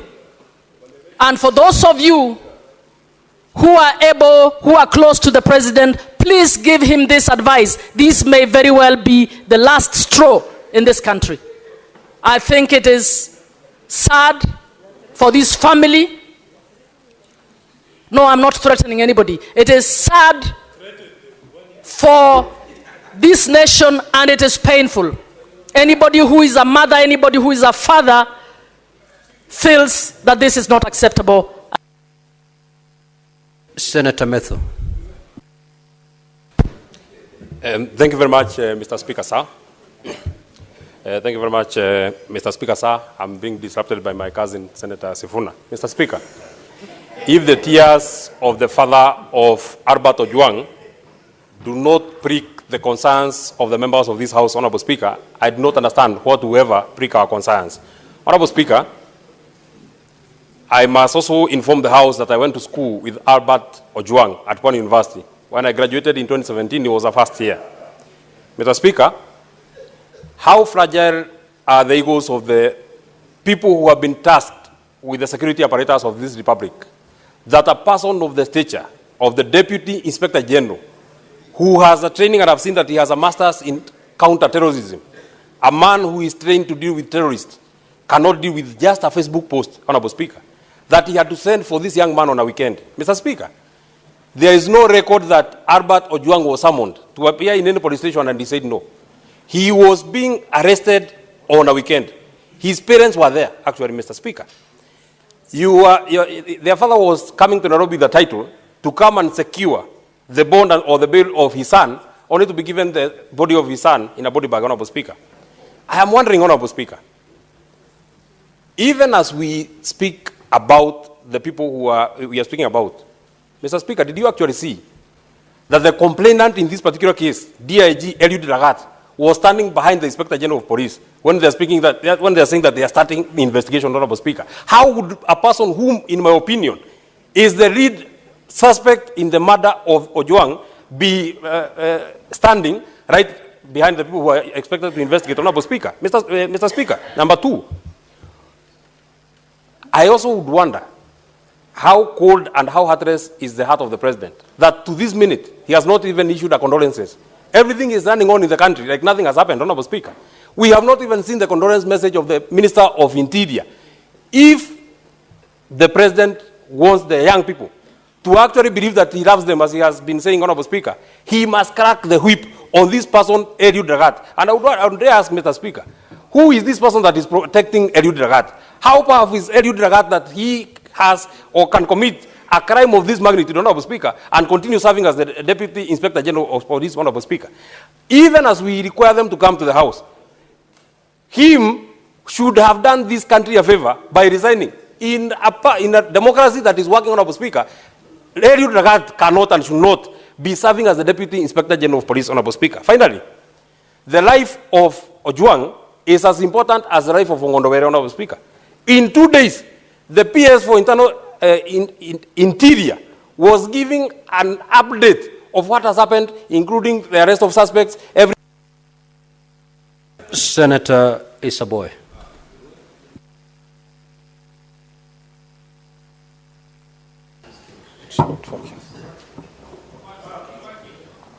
Asante sana Mheshimiwa Spika kunipa fursa hii na mimi pia niweze kuchangia. Mheshimiwa Spika, kwanza natoa risala za rambirambi kwa familia ya Albert kwa niaba yangu na watu wa Kwale County kwa kifo chake, kijana mdogo sana mwenye umri ambao takriban miaka 25 na kuendea. Ni jambo la kusikitisha sana kwa sababu huyu kijana ambaye alikuwa akisomea huko Pwani University akamaliza. Babake alikuwa ni mtu wa kufanya kazi katika timbo za mawe kumsomesha mtoto wake na akahitimu akapata kazi na sasa amekuwa mwalimu huko. Lakini kisanga hichi kilipotokea, ulimwengu mzima na nchi nzima ya Kenya imehuzunika kuhusu kijana huyu, kifo chake. Yangu ni kusema tu uchunguzi ufanyike na haki ipatikane kwa familia yake na wale waliohusika sheria ichukuliwe mkononi mwake. Asante sana Mheshimiwa Spika. Senator Veronica. Honorable Speaker, thank you for giving me this opportunity. And I want to also thank Senator Eddy for bringing this very important statement before the floor of this House. Honorable Speaker, I want to believe this is a dream. I have never imagined in my whole life, even as a trained advocate, that an accused person, accused of a misdemeanor, not a felony, not a category of an offense, which is so serious, and there would not be even a justification for any suspect charged with a serious offense to be killed within the precincts of a police station. I want to believe it's a dream that Albert was actually picked by persons who identified themselves as police officers, picked from his home, handed over to the hands of police officers by his parents, and the parents knew they are following him behind to help him and assist him secure a bond so that he can stand trial. And he's taken to a police station, Honorable Speaker, and after a few hours, Albert dies from head injuries, neck compression, multiple soft tissue trauma, and pathologist has ruled out self-inflicted injuries. I think it is very sad, and I must admit it must not happen to anybody within the Republic of Kenya. Honorable Speaker, the other day, Boniface Mwangi, the activist who went to Tanzania, together with his friends, people sometimes whom we don't even support, were tortured in Tanzania. And Kenyans were up in arms because of how the police in Tanzania behaved. How much more, Honorable Speaker, when Kenya is the lead in matters democracy, in matters of expression, political expression, how much more responsibility must the police take to deal with suspects within the constitutional parameters that they are given in the Republic of Kenya? I just want to take one moment, because I have worked in a police reform program with the Laikipia University, where we were introducing human rights to the police, that any time an accused person is arrested, they have rights under the Constitution. The Bill of Rights defends them, and I want to condemn in the strongest terms possible the killing of Albert Ojwang within the precincts of a police cell. It's embarrassing, and whoever did it is actually sabotaging the government of the day. It is very wrong, Honorable Speaker, and action must be taken, exhaustive investigations carried out, and whoever is culpable must be held liable. Let IPOA now do its work. And we are looking out, Honorable Speaker, to see that IPOA for once can hold police officers, Honorable Speaker, responsible for any... Senator Beatrice Akinyi. Honorable Speaker, a country that kills its young people is a country that kills its future. Honorable Speaker, just the last 1 week, I was here as a proud leader from Homa Bay County. And Honorable Speaker, I shared with this House our happiness from the celebration of Madaraka in Homa Bay County. But this morning, Honorable Speaker, I asked myself, was this the celebration we had in Homa Bay County on the 1st of June, Honorable Speaker? Is this the aftermath of what we've gotten from that celebration? Honorable Speaker, even all the developments we counted and I counted here is not equal to the life of one young man called Albert Omondi. Honorable Speaker, this morning as I was having breakfast, just a brief breakfast with my son, I saw a young man shed tears over this death, Honorable Speaker. And my son preciously asked me, Mom, why do we as a country make 2 steps ahead and then we make 5 steps going back? Honorable Speaker, I want to ask the President that, Mr. President, who is this who is keen on tarnishing the image of this country? Are you not able to deal with that person? And Honorable Speaker, I've had a number of politicians make statements since the death of Albert, and a number of them are sorting themselves across the board. I want to tell them, Mr. Speaker, sir, that over this, keep your sentiments away because a life has been lost. Yes. Honorable Speaker, I speak as a parent. Why are we on some of these seats, including any seat anybody has, if we cannot face such challenges? Honorable Speaker, let us allow our young people to grow. If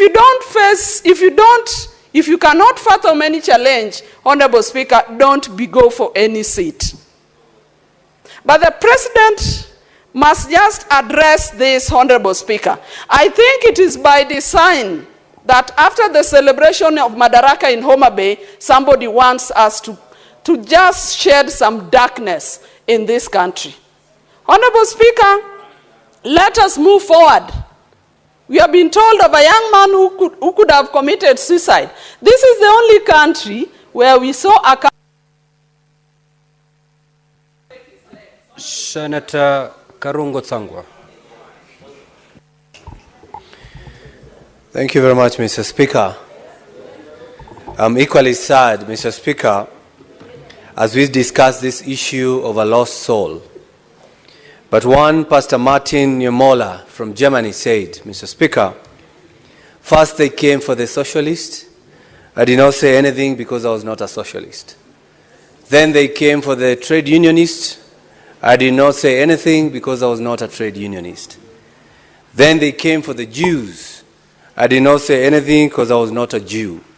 Then they came for me, and there was no one to speak for me. Mr. Speaker, as a country and as the Senate, we are all affected. We are all affected, not just as a nation. We are affected as people who have been entrusted to take care of the people, Mr. Speaker. Even the government pathologist who has been going through or conducting postmortems on such cases has even been affected, Mr. Speaker, saying a relative brought on a table for him to check what killed him, Mr. Speaker. I think as a country and as this Senate, we must give an ultimatum, Mr. Speaker, that by 25th June, Mr. Speaker, if this Senate has not done anything, if this Lagat DIG has not resigned, Kenyans should come out on 25th as a Memorial Day to come in large numbers, Mr. Speaker, and deal with whoever, Mr. Speaker, is not doing what it's supposed to do. Because, Mr. Speaker, the police who have been mandated to take care of Kenyans, they are quick to act on some useless issues, Mr. Speaker. Today, as we speak, there is a police officer by the name Samido. Samido, who is a musician, who was granted a leave to go to America. He was supposed to return yesterday, but today there is a warrant of arrest on him for abduction of duty. If the police can issue a warrant of arrest for somebody because of missing work, yet we have a police officer whose name has been dragged on every murder, and Mr. Speaker, they're not doing anything. I think as a country, I think as a Senate, we need to do something, Mr. Speaker. The same police told us a member of parliament has kidnapped himself. The same police told us he kidnapped himself and he slept in a certain hotel. The same police, but we did nothing, Mr. Speaker, because he does not come from our region. Today, the same police are saying the guy, the Albert Ojwang, hit his head on the wall, Mr. Speaker. The same police.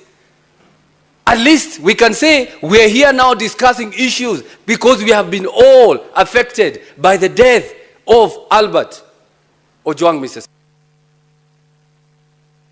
Senator Kavindu.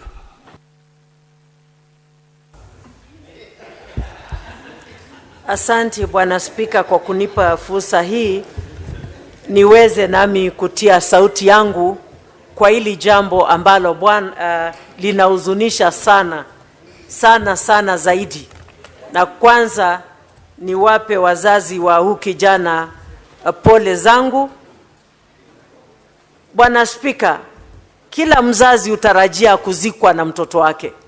Hakuna mzazi hata mmoja utarajia kuzika mtoto. Na hii Bwana Spika inaleta uchungu sana kuona watoto wetu wanauawa kama ndege. Mwaka moja ikifika tarehe 25 mwezi huu, tutakuwa tumefikisha mwaka tukikumbuka jinsi wetu walipouawa. Bwana Spika, nilikuwa kwa hili bunge na nilitoka pale nje tukatembea tukaenda kule Bunge Towers. Bwana Spika, experience ya 3 hours Bunge Towers ilikuwa kama mwaka mzima. Kila nikisikia bunduki nalia tu, nilikuwa nasikia tumbo yangu inatoka. Maana mimi ni mama. Na hiyo bunduki ilikuwa inapiga mtoto. Sasa tunaongelea mtoto ambaye ameuawa na watu ambao wanastahili kuwa wanalinda kila mwananchi katika hili taifa. Kama tutauliwa kule, tunastahili kukimbilia usalama. Basi tutapata usalama wapi Kenya hii? Ni kuonyesha taifa letu limeanguka kabisa. Na mimi naita president wa hili taifa, Bwana William Samuel Ruto, tafadhali simama kama president. Na sasa hivi kama si jana, uongee kuhusu huyu kijana, na wale ambao wamesababisha watendewe kile wanastahili kutendewa, kwa sababu hatutanyamaza watoto wetu wakiendelea kuwawa. Sasa wakikufa wote, tutabakia na nini kama taifa? Vijana ndio wenye nguvu, ndio wanaweza kuendelesha taifa. Tukizidi kuwaua, ni wapi tutapata wengine wa kuendelesha taifa hili? Mimi nasema hivi, kama mtu yoyote amefanya makosa, kuna koti, apelekwe kotini ahukumiwe. Kama ni kufungwa, afungwe. Kama hakuna hatia, aachiliwe. Lakini kuwawa, hii jambo ninakashifu kabisa, kwa sababu hakuna haki ya mtu kupoteza uhai wake bila sababu yoyote. Na niyo mtoto peke yake ya wazazi wake. Hawa wazazi labda hata umri wao hawaruhusu tena kuwa na mtoto. Watapata mtoto wapi? Hata kama watalipa fidhia, hiyo fidhia watalipwa hailinganishwi na huyo mtoto. Na tunaomba haki itendeke hata kwa jinsi walipokufa kwenye taifa hili. Senator AC Okenyuri. Asante sana Bwana Spika kwa kunipa nafasi hii. Kwanza ningependa kutoa pole zangu kwa familia ya marehemu Albert Ojwang. Ni kisa ambacho kimenisikitisha mno Bwana Spika. Bwana Spika, sisi kama vijana tumeondoka nyumbani kwenye umaskini kuja mijini ili kujitafutia. Ni kisa kimenihuzunisha kuwa Albert aliweza kuchukuliwa na maafisa wale, na ripoti za upasuaji wa maiti zimeonyesha kuwa Albert hakujiua, aliweza kuuawa na maafisa wale. Singependa kujiunga na wenzangu ambao wananungunika. Bwana Spika, maafisa wale ambao walimbeba Albert kutoka kwao washtakiwe kwa makosa ya mauaji, ili wasema nani ambaye aliwatuma kuangamiza kijana yule. Ni jambo ambalo linasikitisha Bwana Spika, kwa sababu kama vijana wa taifa watatendewa unyama kama ule, sisi viongozi tunabaki hapa tukinungunika Bwana Spika. Hii si hali ya kawaida Bwana Spika. Na mauaji ya wanablog yamekithiri. Sisi kama viongozi tumezoea kuwekewa makosa kwenye mitandao pale, lakini hatujawa wa hasira kiwango cha kutaka kuwaua wale ambao wanatutusi pale kwenye mitandao. Kwa sababu tuko kwenye nafasi za uongozi, mambo kama yale yakitokea, sio sisi kuchukua hatua kama zile.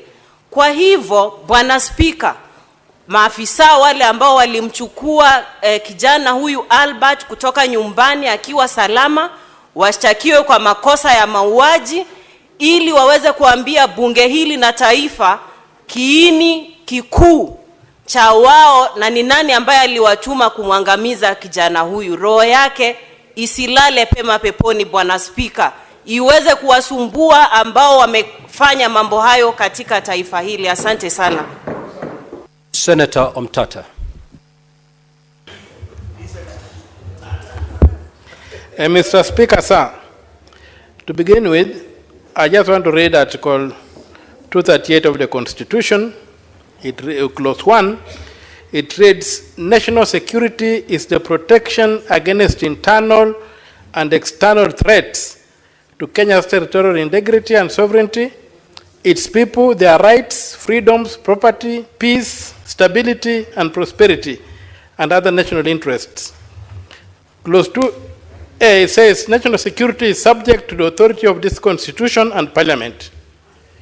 Parliament has the power to investigate this crime. And we have gotten to a point whereby we should form a parliamentary committee of inquiry to be guided by the inquiry. And that committee should get to the ground and call witnesses and unearth this problem. If you look at the Commission of Inquiries Act, it's another guide. We can ask the President to form the committee. If he can't, Parliament can constitute itself into a committee. When J.M. Kariuki died, Parliament constituted a committee of inquiry, and there's a tradition in this House that we have been able to inquire matters like this. So given the weight of this matter, my submission is that Parliament should investigate this matter. The police have nothing to investigate. Yes, please. Senator Omtata, would you wish to be informed by the Senator for Migori? Yes. You may proceed, Senator Eddy. Mr. Speaker, my brother Senator Omtata has called for the formation of I'm very emotional, Mr. Speaker, you'll forgive me.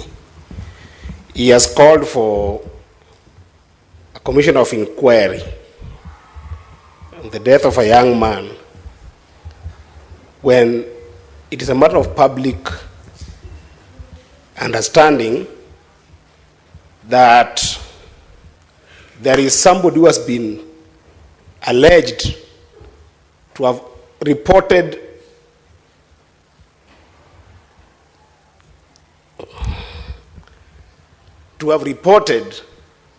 that Ojwang had published something about him. How does the justice system work, Mr. Speaker? How does it work? Can it be... Senator Eddy, what is this information that you'd wish to share to aid Senator Omtata's contribution? What I want to share with Senator Omtata is there is a serious person who works in the police rank who had an issue with this young man, and there's nothing to inquire about him. At the very least, let the young people in Kenya see that at least this person is behind bars, or at least has written a statement for which can form a basis for any kind of inquiry. There is nothing to inquire about a DIG who had an issue with this young person, Mr. Speaker. What is there to inquire? Senator, and is the one who sent for him, Mr. Speaker. What is there to inquire? Senator Eddy, I've given you some latitude because we wanted to know, to understand the information you wanted to volunteer. Nevertheless, Senator Omtata, if that is helpful, you may proceed. Well, it is helpful to the extent that we have not seen the tweet. Personally, I have not seen the tweet that has been referred to or the insulting statement that's alleged. I have not seen it. Naturally, this thing would have been floating around. So it looks like if there was one, there's a very heavy cover-up that we are not able to leave it to the ordinary law enforcement mechanisms to get to the root of this matter. That's why I would like people like Senator Sifuna here, Senator Mandago, and people, and the bull of Nandi, Senator Cherargei, to sit on this issue and try to bring closure to this. We had Gen Zs killed in this country. It's close to a year today. No stone has been turned. And if it has been turned, what was seen under that stone has not been told to us. That's what I'm saying, as the ultimate house. And that's why I read this constitution, 258 clause 2A. National security is our business. And national security includes the lives of Kenyans. A life of a Kenyan has been lost. Many lives have been lost. Nobody has been held accountable. That's why I'm saying that in this particular matter, we form a body, a committee of inquiry the way it was done when J.M. Kariuki died, and the way it was done recently when this lady was killed by the British soldiers. And we unearth the evidence we can get and force law enforcement to act. If we leave it to law enforcement, we are going to complain, daylight, sunset, and the things will go cold. Let this house take charge and get to the bottom of this matter, turn whatever stone there is to be turned, look under that stone, and tell the world what they see. That's what we need. Otherwise, we are going to end up nowhere. They are going to sanitize this thing and it's going to disappear. This was a murder. We even have information this guy was taken to Central Police Station when he was bleeding. We would like these people to have a forum where they can come and tell us what they saw without fear of being victimized. That's why I'm asking for a parliamentary commission of inquiry. Thank you, Mr. Speaker. Senator Nderitu. Asanti Bwana Spika kunipa fursa hii. Kwanza kabisa nataka kuleta risala zangu za rambirambi na watu wa Laikipia kwa familia ya Albert Omondi Ojwang. Na nimpongeze Seneta wa Migori Eddie kwa kuleta taarifa hii, kwa sababu wakati huu, Bwana Spika, kwa nchi nzima kuna tanzia kwa sababu ya kumpoteza kijana barubaru, kijana ambaye alikuwa ana maono, Bwana Spika. Na hii imekuwa ni kama kawaida, kwa sababu inaonekana watu wanaongea na polisi, maafisa wa usalama wamezoea, watu wataongea watanyamaza. Bwana Spika, nasema hivi kwa sababu kuna taarifa ambayo tungetaka kujua kile ambacho kilimuua padre ambaye anaitwa John Maina Ndegwa wa Boyman. Vile vile taarifa kuhusu padre ambaye anaitwa Alois Cheriot Bet. Lakini Bwana Spika, ikiwa taarifa kama hizo wezi kazipata, wanajua ya kwamba hata huyu kijana ambaye tayari tunaambiwa ya kwamba na maafisa ambao wanatuambiwa kwamba watafanya uchunguzi. Uchunguzi wao wa kwanza walisema ati katika seli Ojwang alijigongesha kwa ukuta. Bwana Spika, huyu Ojwang hakuna mahali kunasemekana alikuwa na ugonjwa wa kifafa ati alianguka.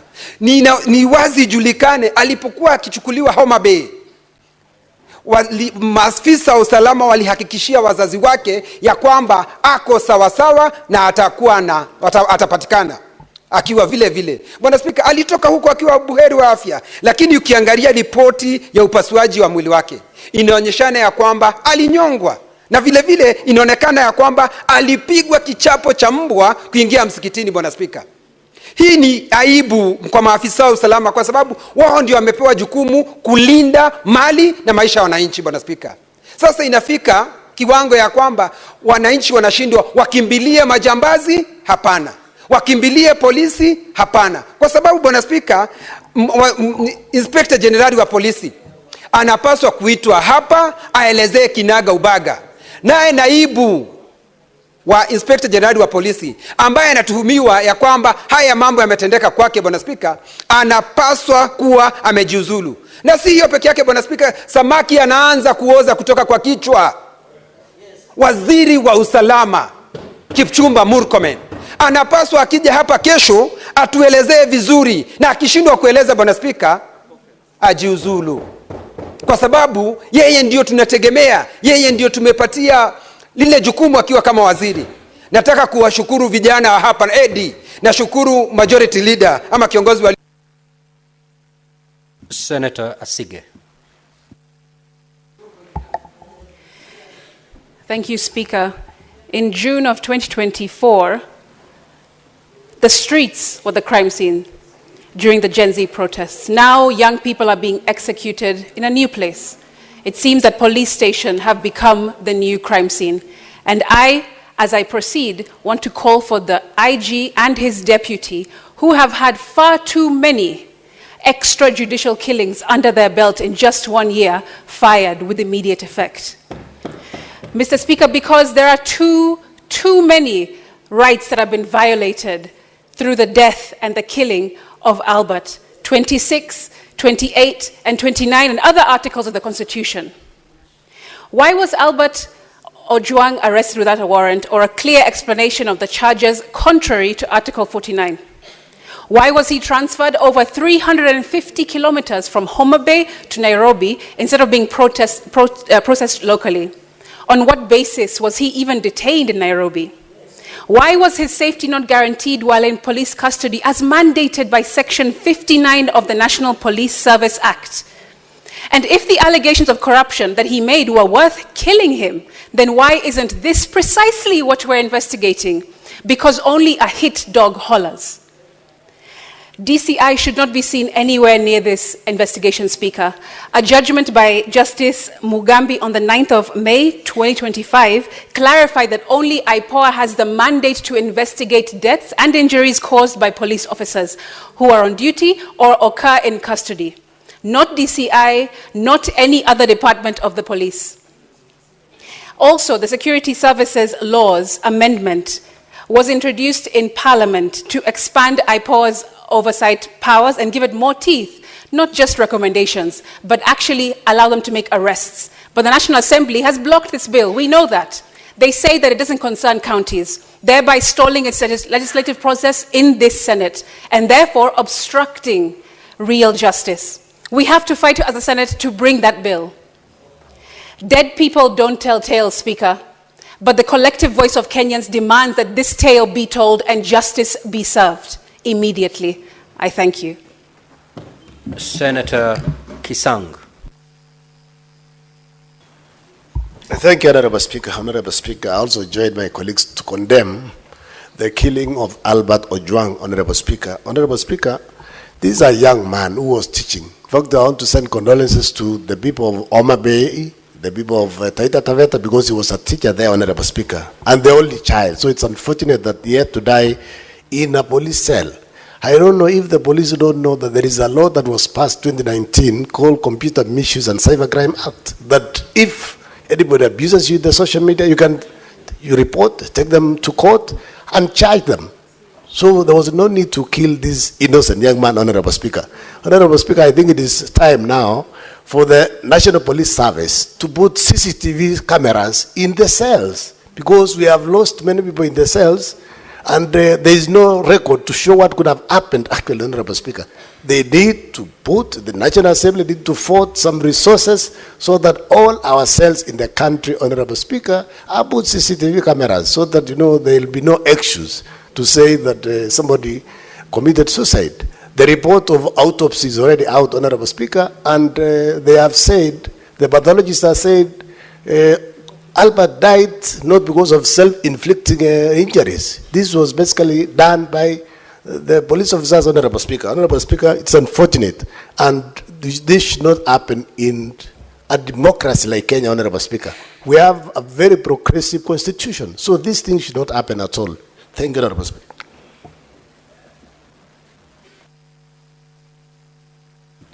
Senator Dulo.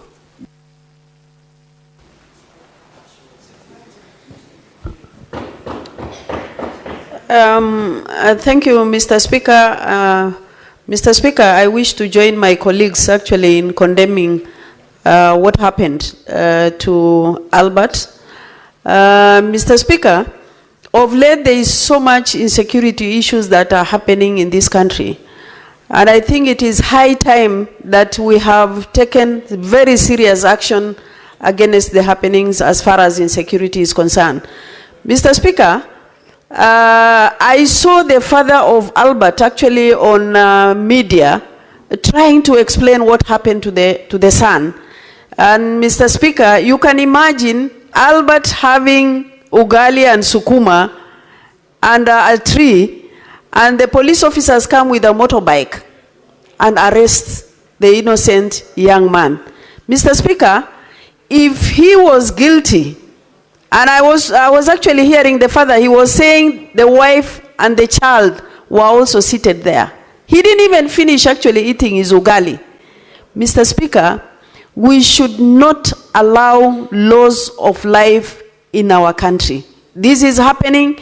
There are gangs all over actually recruited by so many people in this country, especially the politicians, Mr. Speaker. Yesterday, when this matter came up, so many of my colleagues came to me and said that we must summon IG to come and explain this matter to us.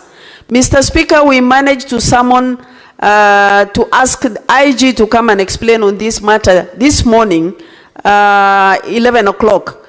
But unfortunately, it didn't work out, Mr. Speaker. National Assembly has requested IG to appear before them on Thursday morning at 10 o'clock. And they have requested also Senate to appear before Senate on Thursday midday. Mr. Speaker, this is a matter that police should not investigate, because it's like they are investigating themselves.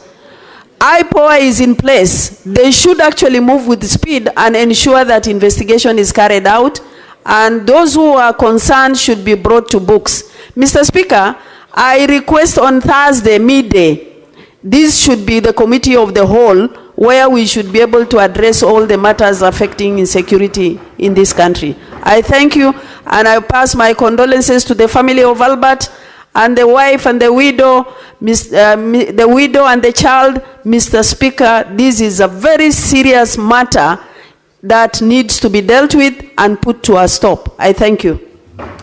The Senate Majority Leader. Mr. Speaker, on behalf of the people of Kericho and on my own behalf, I join the rest of the country in passing condolences to Albert Ojwang. Mr. Speaker, I've sat here wondering, beyond the things we say as legislators, what else? What happens next? The unfortunate thing, Mr. Speaker, is that we have abated this kind of crimes for too long as legislators. We want to sit here, get clips on TikTok and say, you know, I expressed my rage. Look at the house, it's virtually empty. Because people have shared what they want to say. They have gotten theirs for the afternoon, Mr. Speaker, without a recourse. Mr. Speaker, the motion that we passed here after the June 25th protest, if we had adhered to it, and our committees, and I've said this more than 100 times on this floor, Mr. Speaker, that there were specific things that we asked each of our committees to do. The arrest procedures, Mr. Speaker, was part and parcel of what we passed in that particular motion. Mr. Speaker, the rights of protesters was part and parcel. If that had been addressed, Mr. Speaker, the young people of Angata Baragoi would not have been killed. If we had done the arrest procedures, Mr. Speaker, Albert Ojwang would not have been picked from Homa Bay to come here. And up to when, Mr. Speaker, do we want to be a house of lamentations? Let us be serious with our work. The people of our individual counties, Mr. Speaker, did not vote us in here to come and lament like them. We should be embarrassed. This is not a matter that we should even be addressing, Mr. Speaker, because we know for a fact that we have the power. If you, as a member of parliament, whine, what do you expect young people to do, Mr. Speaker? I want to urge ourselves that for once, let us take our duty seriously. Let us ask our committee on security to lead us into a conversation. In a sitting of the entire plenary, the same way the late Senator Yusuf Haji led us in this house, in a sitting of the entire plenary, when our 3 colleagues were arrested arbitrarily. But our Speaker, let us stop this hypocrisy of just speaking and going home. People are disappointed in our actions. I expect that Professor Ojenda, that you serve as a vice chair of this security committee, together with Senator Fatuma Dulo.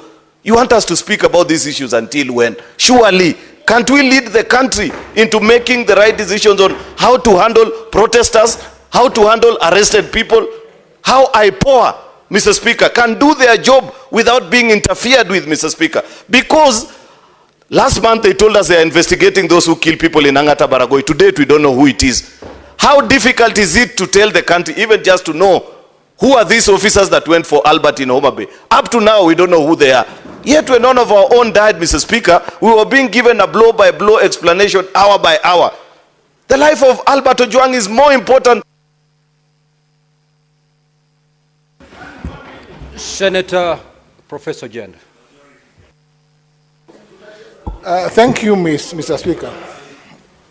Mr. Speaker, let me join colleagues to commiserate with the family of the late Albert Ojwang, but also, Mr. Speaker, to condemn in the strongest terms possible, though I'm the Vice Chair of the Security Committee in Senate, and to undertake, Mr. Speaker, that the committee, and the Chair has spoken, will go right to ensure that this matter is dealt with as by law required. Mr. Speaker, it is clear that under the Independent Police Oversight Authority Act of 2011, this matter must and ought to be investigated first by IPOA. And I'm glad that I saw the chair of IPOA, Commissioner Ahmed Isaac, together with the IG and the DIG and other police officers at the Central Police Station, which was the crime scene.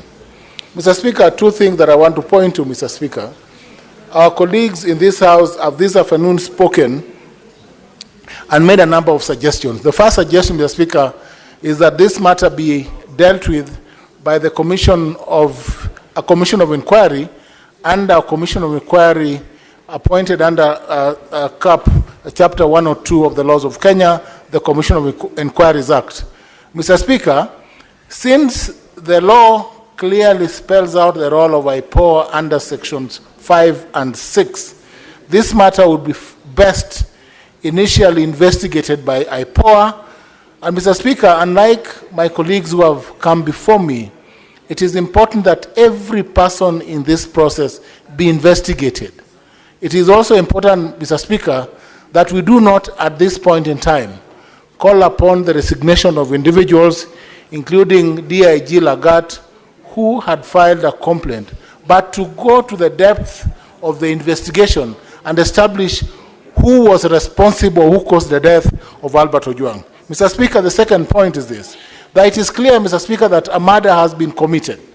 A murder as prescribed under sections 204 and 207 of the Penal Code of the laws of this country, and the police officers who are culpable or who are linked to this offense, those who are in charge of Albert Ojwang right from the time of arrest, must all be arraigned in court. We want to see action in the same manner and fashion as happened in the case of the late Ngondowere, so that we have action. It is not enough, Mr. Speaker, to call upon officers to resign before they investigate. Let us have a report that will come to us, but Senate, as we are saying, Mr. Speaker, will undertake its function under the chairmanship of the Senator Dulo, and me as Vice Chair, we will. Senator Tobiko.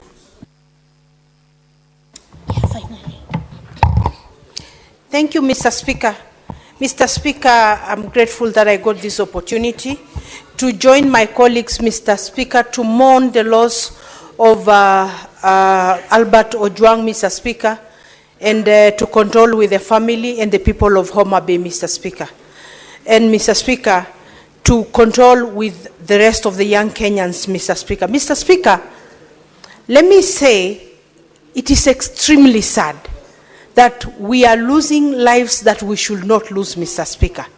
And, Mr. Speaker, the worst is when we lose a person at the police cells, Mr. Speaker, because the police cells are supposed to be a protection place until one is proven guilty or not guilty, Mr. Speaker, but they should be safe at the police station, Mr. Speaker.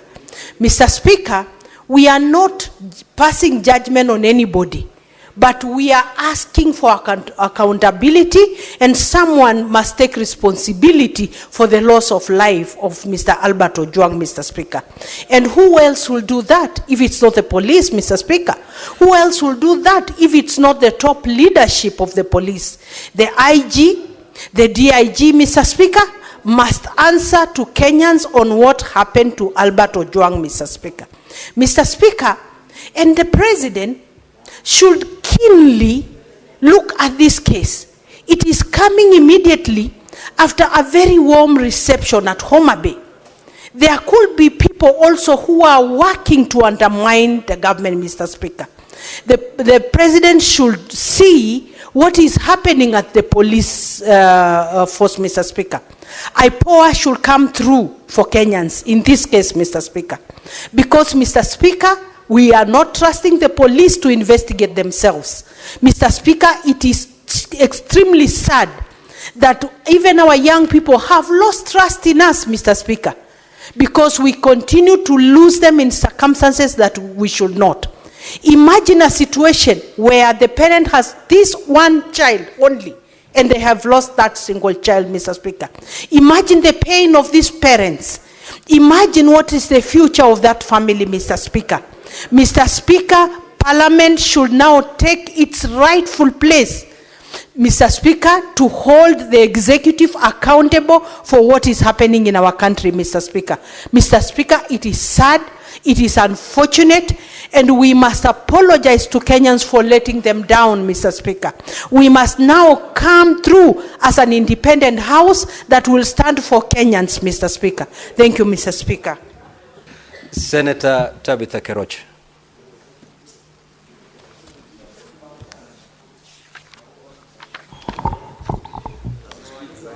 Thank you, Mr. Speaker, sir, for also giving me this opportunity to stand as the Senator of Nakuru County with my Nakuru County people and my family to sincerely send our condolence to the family of Albert Omodi Ojwang. I condemn the killing of Albert Omod Ojwang.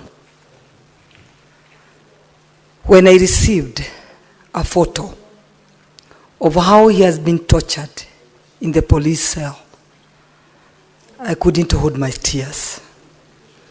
When I read the story of Albert Omodi, that he was the only child of a mother and a father, a newly wedded man, a father of a 1-year child,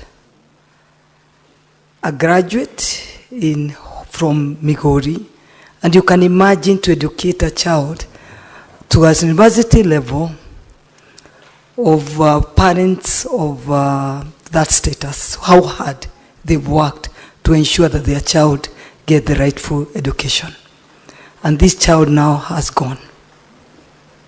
It is so sad. And in the hands of our security. So my aim is just to really ask the justice for Omodi and the family to be given. And I don't think there's anything else we're asking. It's just for his justice for now, because he's gone. And I think parents, and I stand with our majority leader saying, we cannot be a house of just coming here and talking and there no action. We parents have cried enough. I'm a victim. I know my daughter was murdered in 2020. And up to today, I've not gotten the justice that I'm pushing for. What does that tell? You can imagine Omondi now, they start their justice. And now, how long will it take for them to get the justice? So I think enough is enough. This house is the upper house, is to ensure such things now can come to a stop, to an end, where our children will not be killed, butchered, just because that they raise a voice of what they think or what they feel they should express their opinion. I think it's a high time. These people should know that they are even spoiling or damaging our government, which is working hard every day. And the rising security in Nakuru, I can't forget to say, the rising... Very well, Honorable Senator, your time is up. Now, Honorable Senators, this is a very weighty matter. Kenyans are asking questions, and justifiably so, and we owe them the answers. The patience of this country is being stretched beyond its elasticity. The Honorable CS of Interior is scheduled to appear before the Senate tomorrow morning for purposes of responding to 15 questions that have been requested or asked by honorable senators. I wish to give the following as a way forward. Because of the urgency of this matter, that the CS appears tomorrow. However, before he embarks on the response of those 15 questions, we will first have the House move as a committee of the whole to interrogate this particular matter. After that session, then we can move to question time. While the CS is preparing to appear tomorrow, Secretariat informed the Ministry that tomorrow the CS must appear with the following persons: the IG, the chairperson IPOA,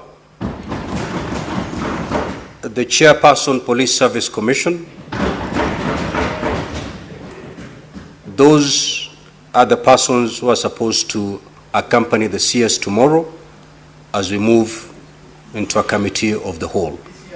And thereafter, we can move with the question time as contained in the order paper. Next order.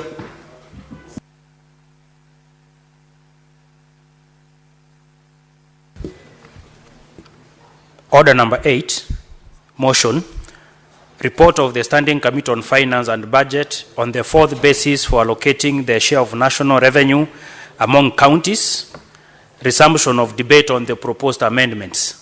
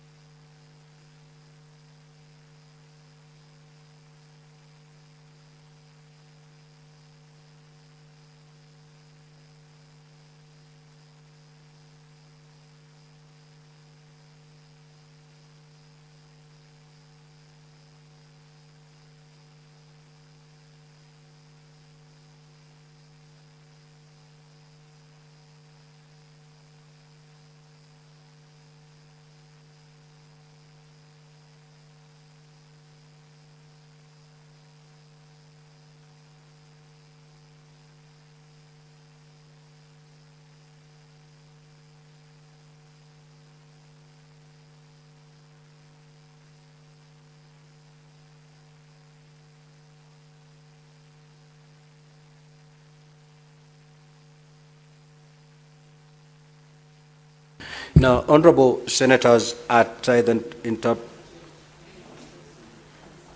when debate was interrupted on Thursday, the 5th of June, 2025, Senator Mungatana had the floor and he had a balance of 8 minutes.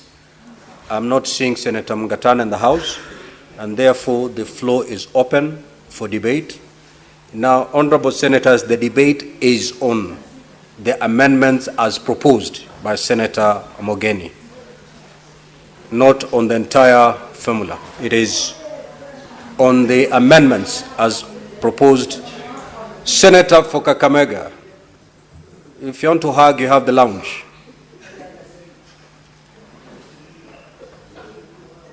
So, honorable senators, the debate that is supposed to continue is the debate on the proposed amendments by Senator Mogeni.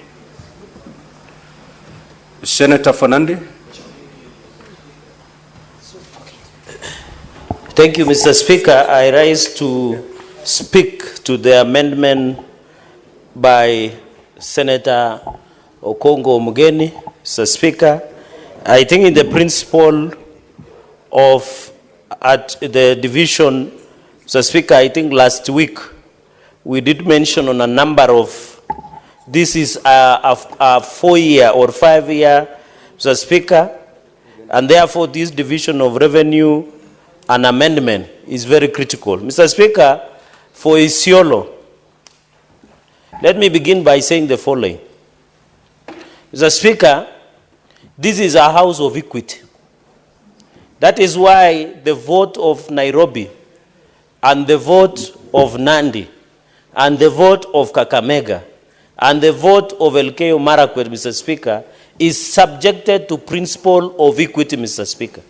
This amendment that has been brought by Senator Okongo Omugeni, and I wish you would be listening, Mr. Speaker, this amendment that has been brought by Senator Okongo Omugeni on 4.46 billion to be shared to 11 counties, Mr. Speaker, Isiolo, Lamu, Elgeyo Marakwet County, among others, is in the principle of equity that we want to see, Mr. Speaker.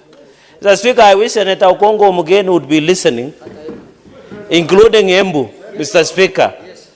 I wish the mover of the amendment should be listening. Mr. Speaker,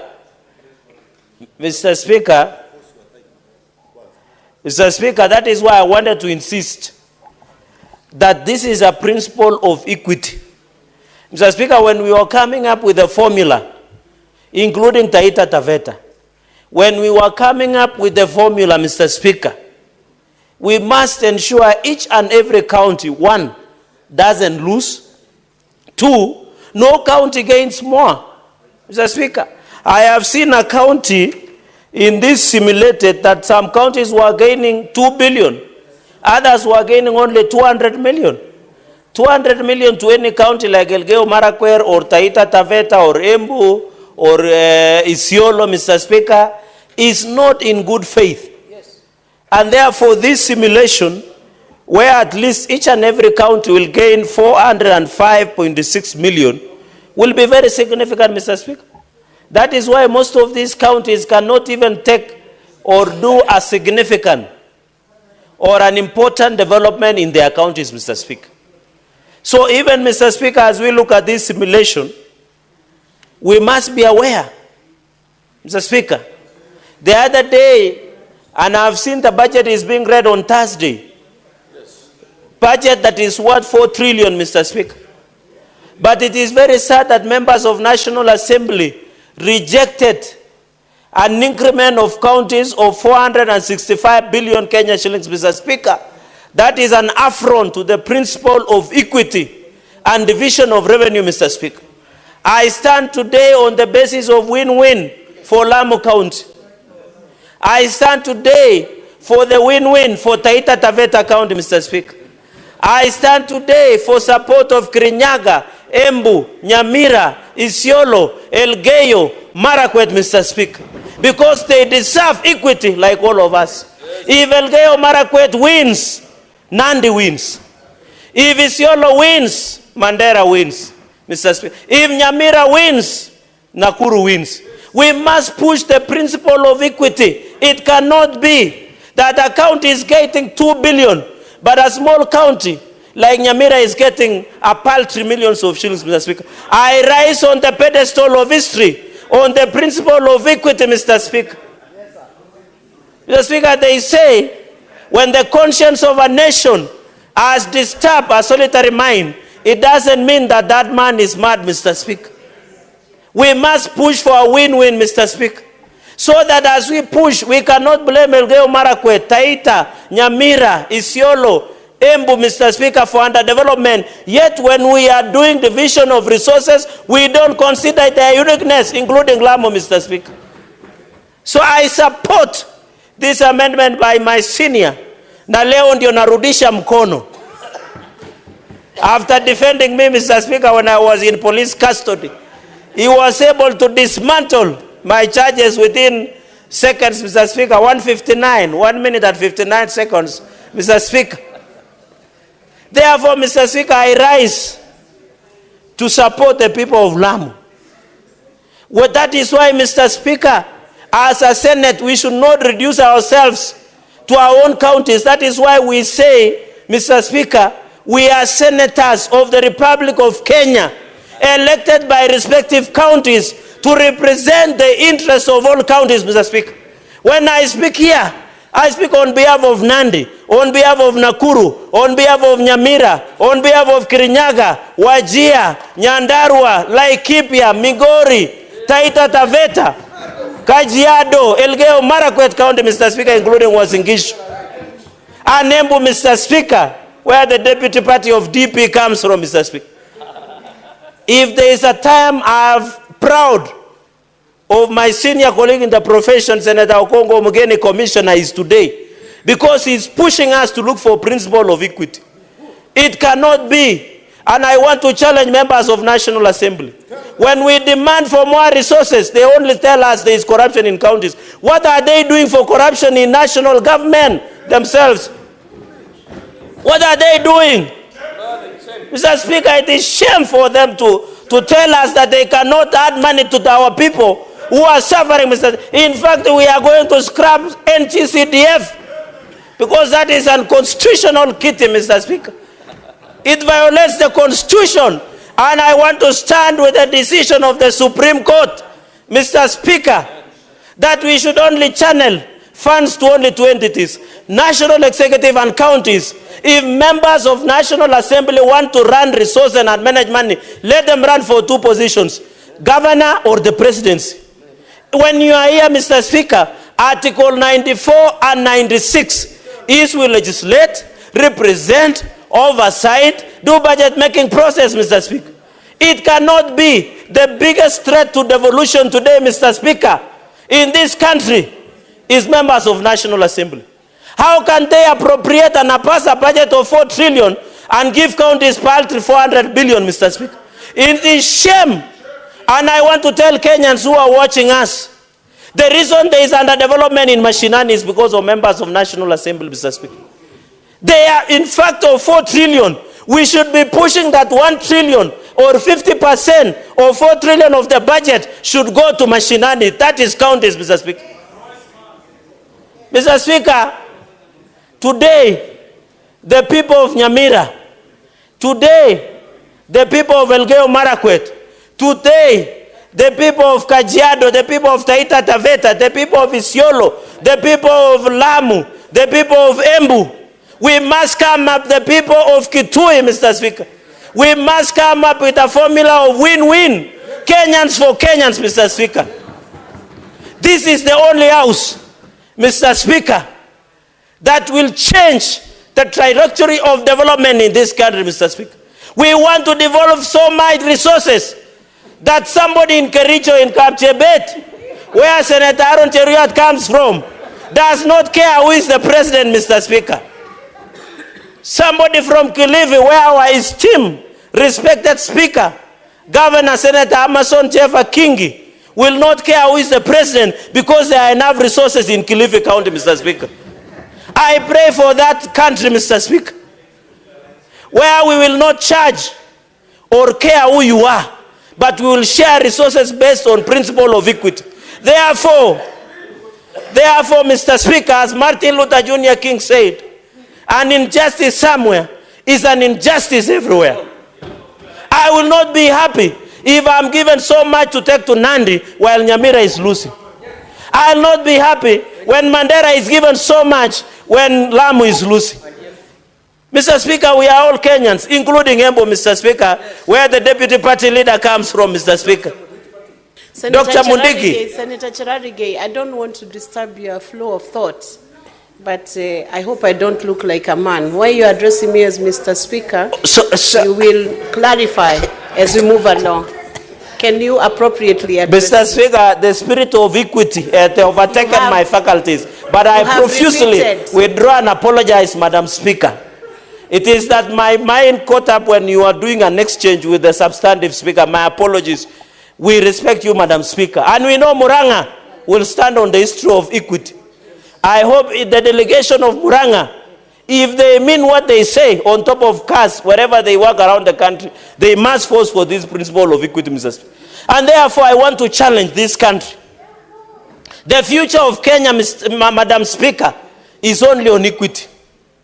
I'm calling upon the Chair of Finance and Budget, my very good friend, which I have tremendous respect, a principal of Kenya Kwanza, a party leader, the Chair of Finance and Budget. Let us amend this formula. The pride of your committee, Mr. Chairman, sir, through Madam Speaker, is to ensure no county goes home crying. Let us take care of these counties.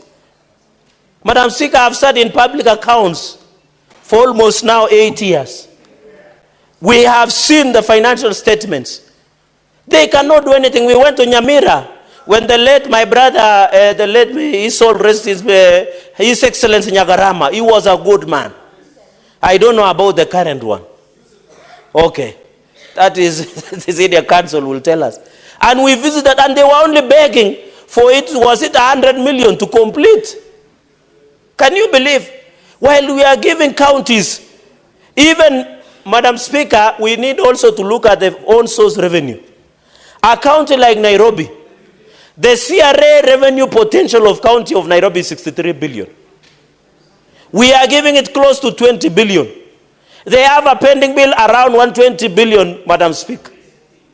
We must also, the mover of this amendment, Senator Okongo Omugeni, we must also ensure, and I want to appeal to the Finance and Budget Committee, you cannot compare revenue potential of Nairobi City County and Nyamira, despite that they are growing tea. Madam Speaker, even as we talk, Nyamira grows tea and Nandi. Are you aware our tea prices cumulatively per kilo has even fallen down? Now it is 19 shillings per kilo of tea. 9 shillings is being taken by Muchunaji Chai. 10 shillings remain with the farmer.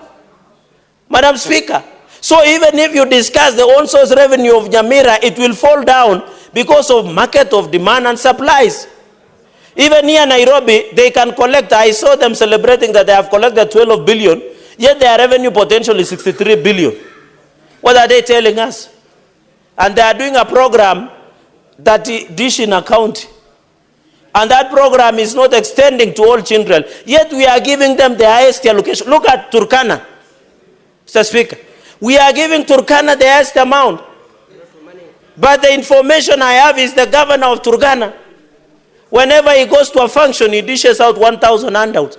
Yet the people of Turkana, you know, the senator of Turkana brought a statement where it is only in Turkana you get a Form 4 liver dispensing out medicine, Madam Speaker.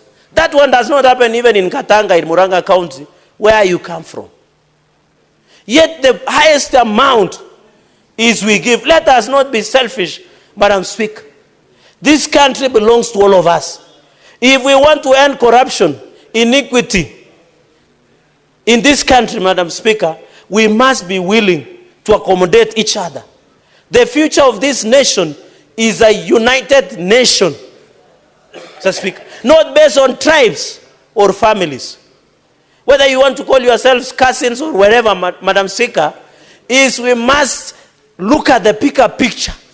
At the end of today, when you go back to Taita Taveta, Senator Eddie, I want to challenge you, although you are mourning, and we continue to empathize with your people, that as you go back to Migori, you should report back and say, when I was in Senate, when Lamu, when Nyamira, when Taita Taveta, when Wajia, when Embu, when Elgeyo Marakwet, when Isiolo, where our sister serves with distinction. And I want to call out my friend, the governor, in future, not to make derogatory remarks against women leadership. I would have expected even women from this house to protest. She did. Yeah, in fact, Senator Dulo should be listening to this. I think she is busy because of issues of insecurity, Madam Speaker. We cannot allow governors to make derogatory remarks against esteemed ranking member of the Senate, and we demand apology. And you know, Senator, the governor of Isiolo, Madam Speaker, is a good friend of mine. I have also expressed his displeasure. And he confirmed to me that he has withdrawn, but I want a formal apology. He has not withdrawn. Senator Cherarige, would you wish to be informed by Senator Omugeni? Yeah, today I am free to be informed by Senator because he's doing a good job. Okay. Senator Omugeni, you can proceed. I wanted to inform Senator Fonandi, who is doing very well this afternoon, that he should inform the governor of Isiolo that through this formula, the good lady, our ranking senator, is actually going toward Isiolo another 400 million through the effort of Senator Dulo. So what the governor should be doing is actually to appreciate and acknowledge the good work of Senator Fatuma Dulo, not to all abuses at our senator here, chair of security. Thank you, Senator Omugeni. Senator Cherarige, you can proceed.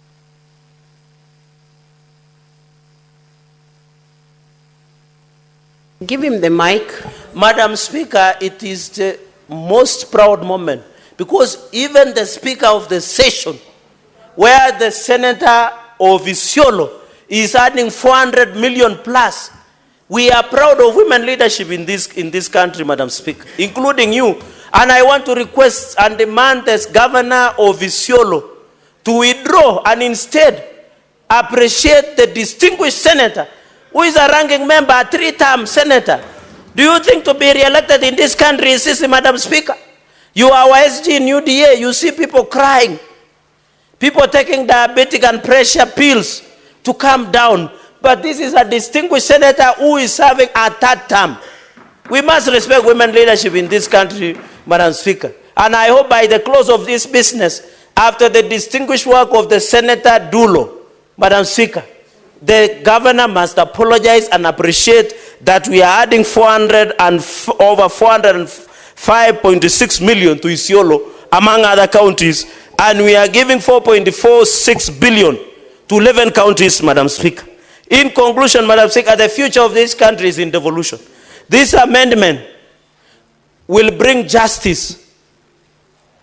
Madam Speaker, I want to request members of the Senate, especially head of delegations, including my brother, the minority leader. including Kamau Murango, the distinguished senator of Kirinyaga, who is the next governor of Kirinyaga. Including the governor, incoming governor of Kitui, Governor Bishop Enoch Wambua. Madam Speaker, the formula we passed today, including Senator Chute, who I see is restless today, including Senator Kisang, the formula we will pass will run for 5 years. We must think through it. We must think through it. Let us not rush. In the last session, Madam Speaker, we stayed almost 6 months to agree to pass a win-win. At that time, there were senators for Kenya, Senator Matzayo and Senator Wambua were Kenyans, me and Senator Nderito, and I am told the financier and the engine of that moment was Governor Mandela, the distinguished senator. Captain Ali Roba was the leading one, the onslaught. Me and Senator Kinywa, Madam Speaker, were 1 man, 1 vote, 1 shilling. But today we are saying let the entire country win. Let us win as a country. Let us win as a country. Senator Cherarigei, hold on a minute. There is a point of order by Senator Ali Roba. What's your point of order, Senator Madam Ali Speaker, Roba? Madam Speaker, the Honorable Senator Cherarigei has referred to me as financial. That time, I would like him to substantiate as to the truthfulness of the statement he has made in terms of that, because it might send a bad signal out there. I wasn't in this chamber last Senate, Madam Speaker. Senator Cherarigei, you have alluded to an allegation that he was a financier. We do not know what he was financing. Please clarify.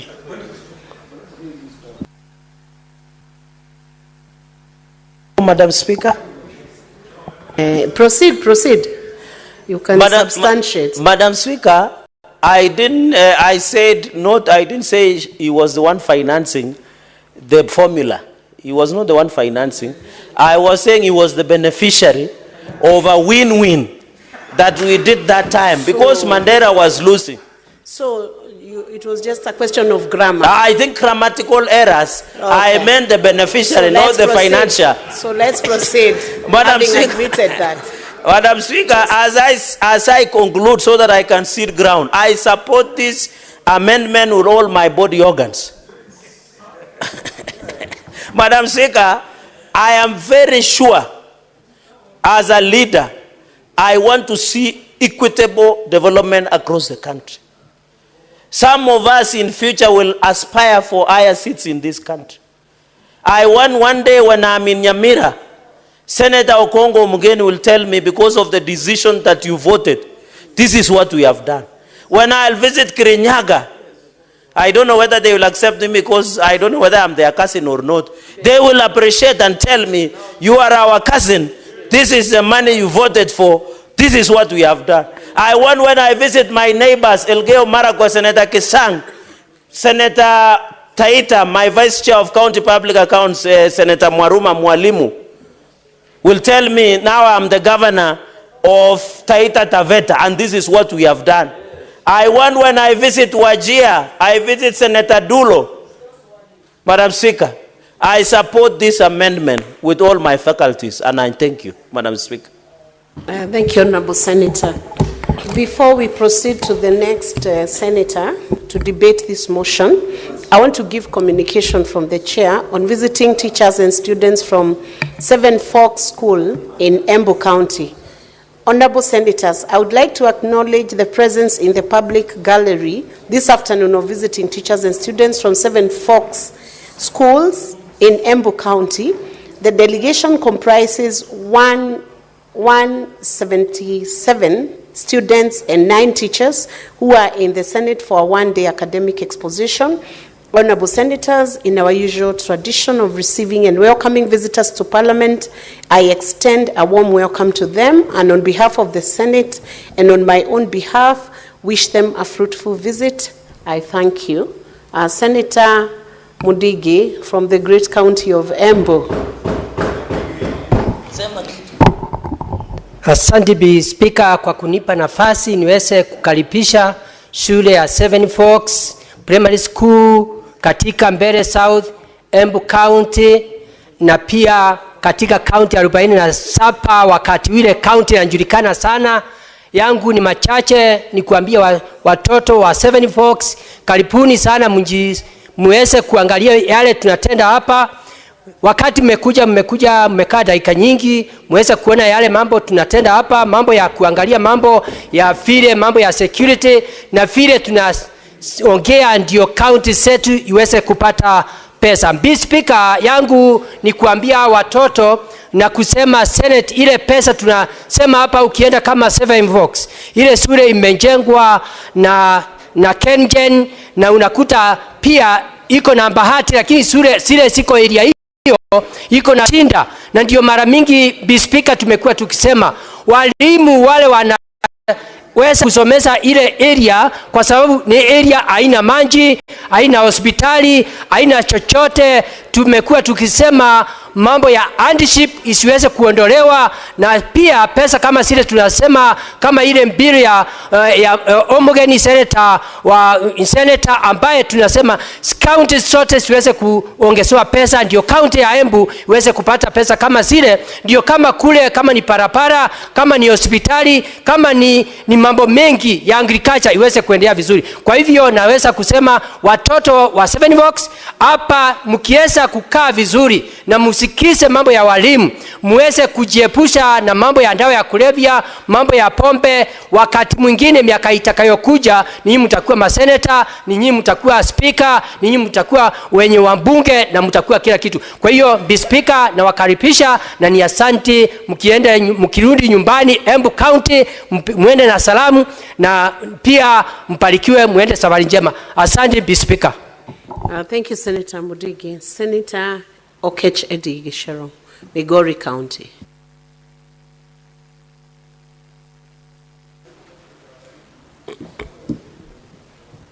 Madam Speaker, I know today has been a very emotional day because as a young person, it is very hurtful to see a fellow young man succumb to not disease nor any condition of physical harm, but dying in the hands of the police. And Madam Speaker, before I just contribute here, I wanted to thank Mr. Speaker so much for the kindness he had extended and the urgency he has put on the matter of the death of Albert Ojwang by making sure that the CS as well as the officers who are charged with our security can be in this house tomorrow. And I wanted to urge all my colleagues, senators, that this is the time that the nation needs you most. This is the time that tomorrow we should not have a quorum hitch or even delay of debate and engagement, that the House tomorrow, all senators should come on time so that we can be able to interrogate the matter of Albert Ojwang at 9 a.m. We'll be here so that by 9:30 when the House rises, then we can be able to deal with that issue. And I want to thank all the senators for taking this issue seriously and the comments that you have made, and as well as I do extend my heartfelt condolences and my sympathies to the family of Albert Ojwang. I know I'll try and control my emotions so that I can be able to contribute on this equally important matter, the matter of the formula for which we push forward to be able to share resources among counties. Madam Speaker, I am a member of Finance and Budget Committee, and I was part of the team, therefore, that tried to think about what would be the best fourth basis formula for us to be able to share the resources that we have for counties horizontally. And Madam Speaker, while there were a number of suggestions by the CRA on the matter of sharing revenue, we felt very strongly that it's important that we have one parameter. And that parameter, Madam Speaker, is that there is no county that should lose in this avenue of sharing resources after what we have gotten from the national coffers, Madam Speaker. And therefore, Madam Speaker, when we created the formula, everything we considered was to make sure that that principle abides. And therefore, Madam Speaker, we suggested that we come up with a baseline that will always ensure that when resources are shared in this country, or when the basis for sharing resources is considered, then no county ever loses what they have gotten. And there is a reason behind this, Madam Speaker. The reason is very simple. Counties get to commit to different projects, get to commit to different non-discretionary and discretionary budgetary requirements.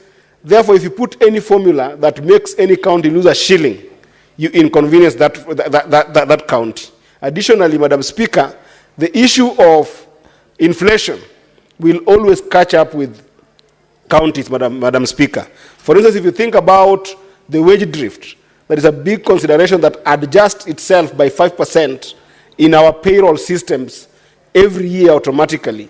If you deny a county a shilling from what they got in the previous allocation, then you end up being injurious to their planning purposes. And therefore, Madam Speaker, the idea of the baseline of 387 is in and itself a very important one. And Madam Speaker, I therefore will dissuade any amendment that augments that baseline, that brings it to zero or any other thing. But now, Madam Speaker, when we came to this House, the issue was raised about the smaller counties who are going to gain from the previous CRA formula. And Madam Speaker, the rationale behind these small counties not getting what I would call, adequate resources to make them run is because, Madam Speaker, these 11 counties in particular have faced a serious challenge of viability. Madam Speaker, if you look at the spirit of the Constitution, when the counties were being created under Article 6 of the Constitution and subsequent articles that divide resources in our country, Madam Speaker, the principle of the Constitution is that the counties must be viable. What are the viability options for the counties, Madam Speaker? The viability of counties, Madam Speaker, number one, is that they be able to run a government. Counties are government. And those governments must be run on the basis of non-discretionary expenses. Those non-discretionary expenses, Madam Speaker, must go and be able to run staff, must go and be able to run recurrent expenditure. And then, Madam Speaker, the viability of counties does not stop at running non-discretionary expenses. A county is only viable, Madam Speaker, if after employing people, the county can, one, provide services to its constituents, and two, can be able to have some sort of development to its constituents, Madam Speaker.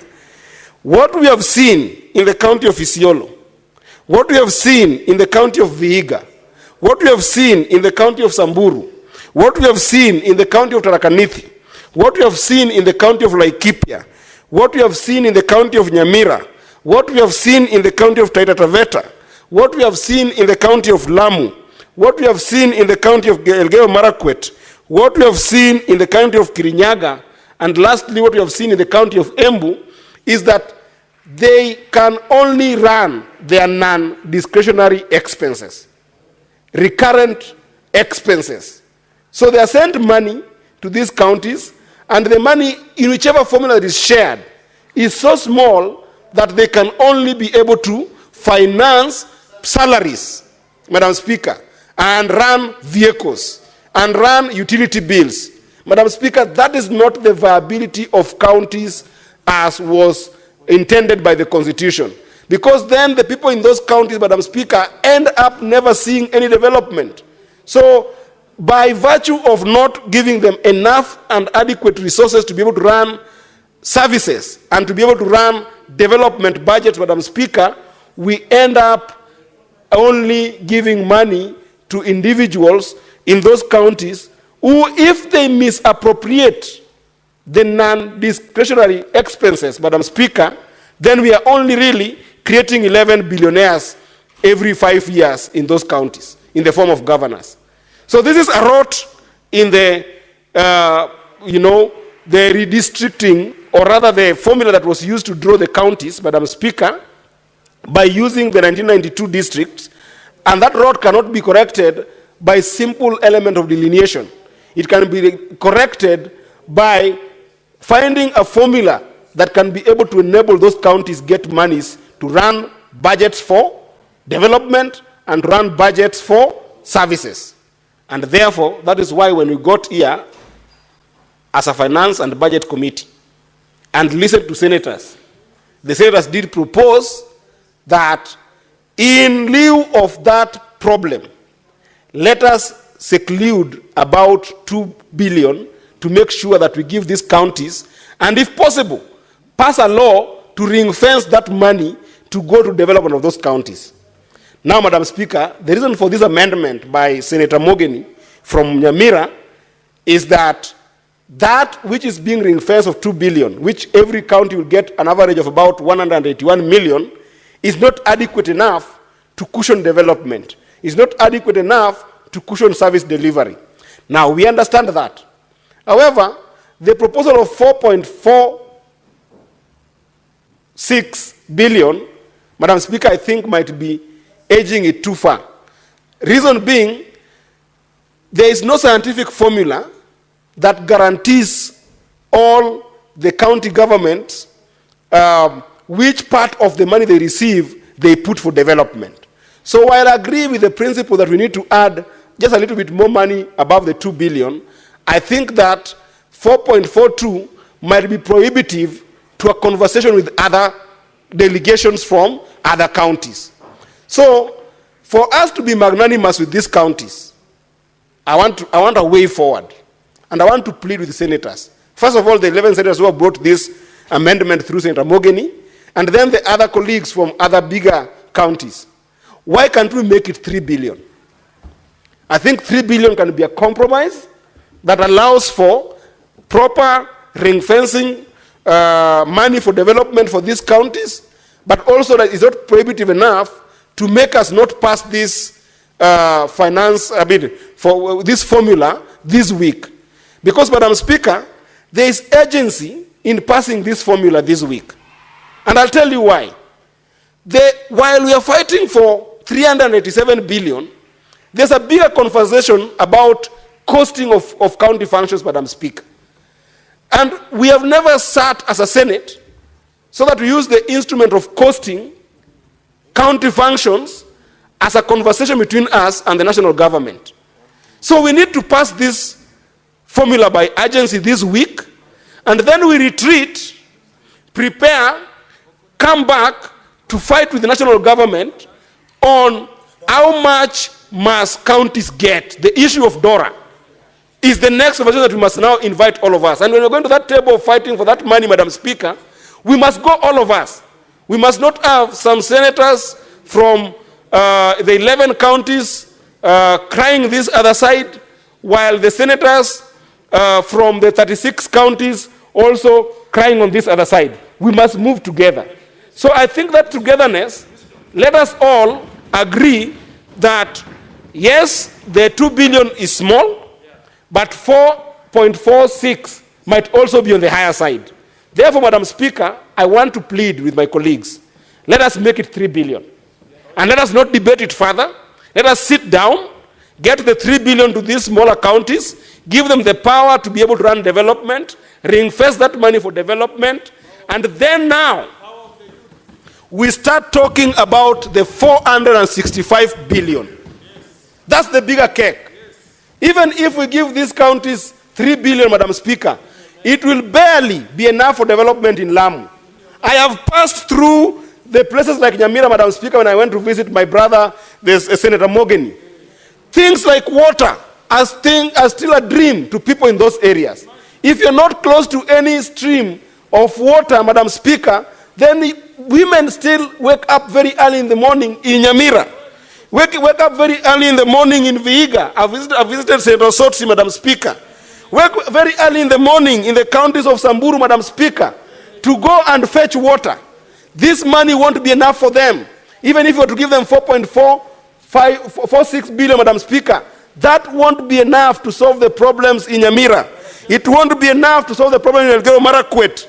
It won't be enough to solve the problems in Embu, Madam Speaker. We were sent here to fight for counties to get resources adequate enough to make the devolved functions work. They cannot work at 405 billion, Madam Speaker. They can only work if we fight to make sure that counties get 465 billion, Madam Speaker. It can't be that yesterday I saw the Minister for Finance, the CS for Finance, talking very proudly about allocation of billions of money to the national government to deal with healthcare, to deal with primary healthcare, to deal with issues of water, and giving the ministry over 100 billion. Yet these counties are left here, Madam Speaker, to fight over 47 billion to deal with a devolved health function. This we cannot accept, Madam Speaker. It cannot be that the Ministry of Water, Madam Speaker, is given more money than counties combined when the entire provision of water, if you look at what we call WSPs, water service providers, Madam Speaker, they are rolling in loans, Madam Speaker, without any effort by the national government to save them. Assets have not been transferred to these water service providers, Madam Speaker. They don't even have proper asset registers, because, Madam Speaker, the national government has not agreed, has not accepted to transfer those assets to them, Madam Speaker. The moment we allow that every year we are going to be given a budget in this house that keeps on funding devolved functions and funding them to the ministerial department and agencies, Madam Speaker, we are doing a disservice to all these devolved functions, Madam Speaker. If the National Assembly, if the National Treasury want to have a conversation with the Senate that is genuine about making sure that there is service to the people, that conversation must stop at what is the real cost of running functions in this county, Madam Speaker. What is the cost of running policy functions when it comes to healthcare, and cost of running referral hospitals when it comes to healthcare, which are the only two functions given to national government, vis-a-vis running public health issues, running our hospitals, running primary healthcare, Madam Speaker, running SHA. All these things must go to counties. So I want to urge you, Madam Speaker, as I support this amendment, let us quickly move to agree on a position which I have proposed to be 3 billion. Let us support our brothers from smaller counties and then go and fight for more resources. And those resources, Madam Speaker, we must fight for them starting next week. Therefore, let's pass this formula this week and let's face the national government on the issue of 465 billion that must go to counties, Madam Speaker. And when we finish that fight, Madam Speaker, the next fight is going to be fighting with governors on accountability and corruption. We can't fight for 465 billion to go to counties and then governors go and waste it by having fleet of vehicles around, by building themselves into billionaires, so that every single 5 years we are creating 47 billionaires in these counties in the name of governors. It must stop. So yes, we are going to fight for our people to get money, 465 billion, but when we finish, we are coming for governors. They must stop the scourge of corruption in the money we are sending to our people in the grassroots. And that fight will come next week. And therefore I support Senator Mogany with that adjustment, that if it so suits the 11 senators, let us stop it at 3 billion, let us move forward together, and let's start the fight for DORA next week. With that, Madam Speaker, I thank you for the opportunity, and I support. Senator Kinyua. Asante Bi Speaker kwa kunipa fursa hii. Kuanzia mwanzo, Bi Speaker, nataka kuunga mkono mswada wa marekebisho ambao umeletwa na Senator Okongo Omugeni. Bi Speaker, ni wazi na ni dhahiri shahiri ya kwamba fedha zinapaswa kufuata majukumu. Majukumu mengi yamepelekwa katika gatuzi zetu, Bwana Speaker. Lakini Bwana Speaker, gatuzi yoyote ambayo inapata chini ya shilingi Bi Speaker, gatuzi yoyote ambayo inapata chini ya shilingi bilioni 6 inakuwa ni vigumu sana, Bi Speaker, kufanya jambo lolote. Si kutengeneza barabara, si kuweka dawa katika hospitali ama kutengeneza shule za chekechea. Lakini Bi Speaker, mswada huu ambao umeletwa, marekebisho ya mswada huu ambao umeletwa na Okongo Omugeni, kwanza kabisa nataka kushukuru mwenyekiti wa kamati ya fedha ambaye ni Senator Roba kwa nia njema waliokuwa nayo walipokuwa wakishabikia mswada huu na kusema ya kwamba kaunti zitaongezwa, kaunti zilizo ndogo na ambao ushuru wake ni mdogo zinapaswa kupata shilingi kuongezewa bilioni 2. Bi Speaker, mswada ambao umeletwa siku ya leo unasema ya kwamba tuongezewe kaunti ambazo ni ndogo, hizi 11 ziongezewe bilioni 4. Bi Speaker, Bi Speaker, tukifanya kazi tukiwa wote kama vile tulivyofanya wakati wa seneti iliyopita, tuliweza kuongeza takriban bilioni 50 kwa mpigo. Bi Speaker, kwa hivyo hata wakati huu sina shaka pangu rohoni, tukifanya kazi tukiwa pamoja tunaweza tukaongeza hela hizi ambazo zinakuja katika gatuzi zetu. Bi Speaker, sisi kama seneti tulisema tungetaka bilioni 465, lakini bunge la kitaifa, Bwana Speaker, kwa ujuzi wake ama kwa ukosefu wa ujuzi, wakasema ya kwamba pesa ambazo tunapaswa kupata ni bilioni 405. Bi Speaker, hawaelewi majukumu ambazo ziko katika gatuzi zetu. Bi Speaker, mambo ya barabara. Bi Speaker, kaunti nyingi unapata mambo ya maji zimepelekwa katika gatuzi zetu, afya imepelekwa katika gatuzi zetu.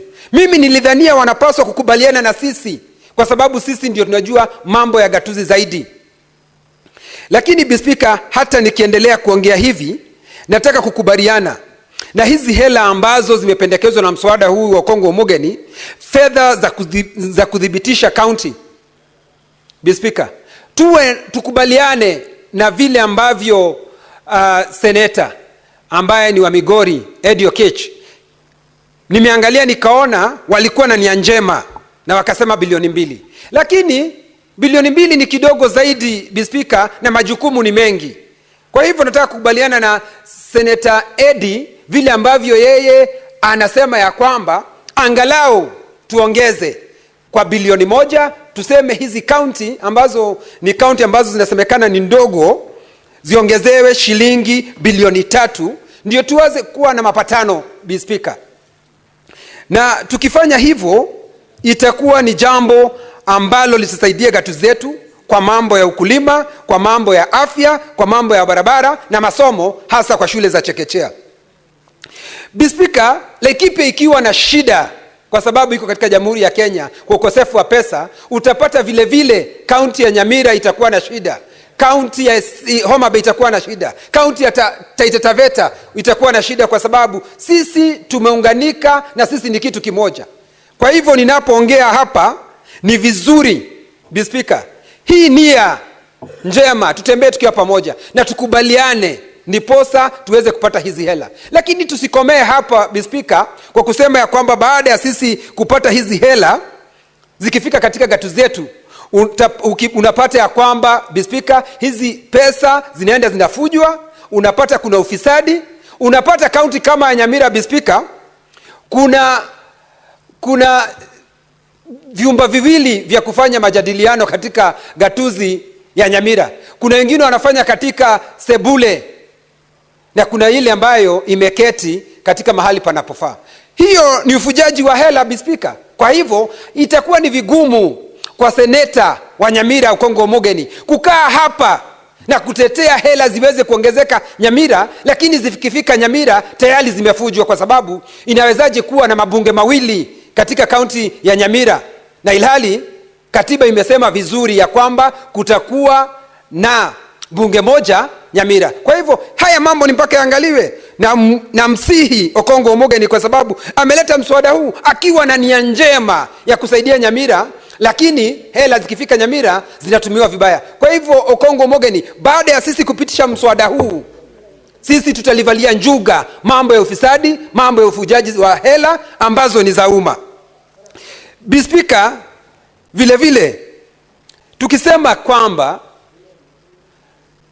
hela zifuate majukumu.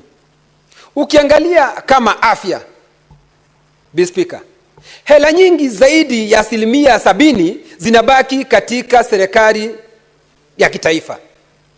Na ukiangalia katika serikali ya kitaifa, mambo ambayo wanashughulikia sana ni policy, na vile vile hospitali za kitaifa ni chache, ni 5. Mfano, kuna Mathare Mental Hospital, kuna Moi Teaching and Referral, kuna Spinal Injury, kuna Kenyatta.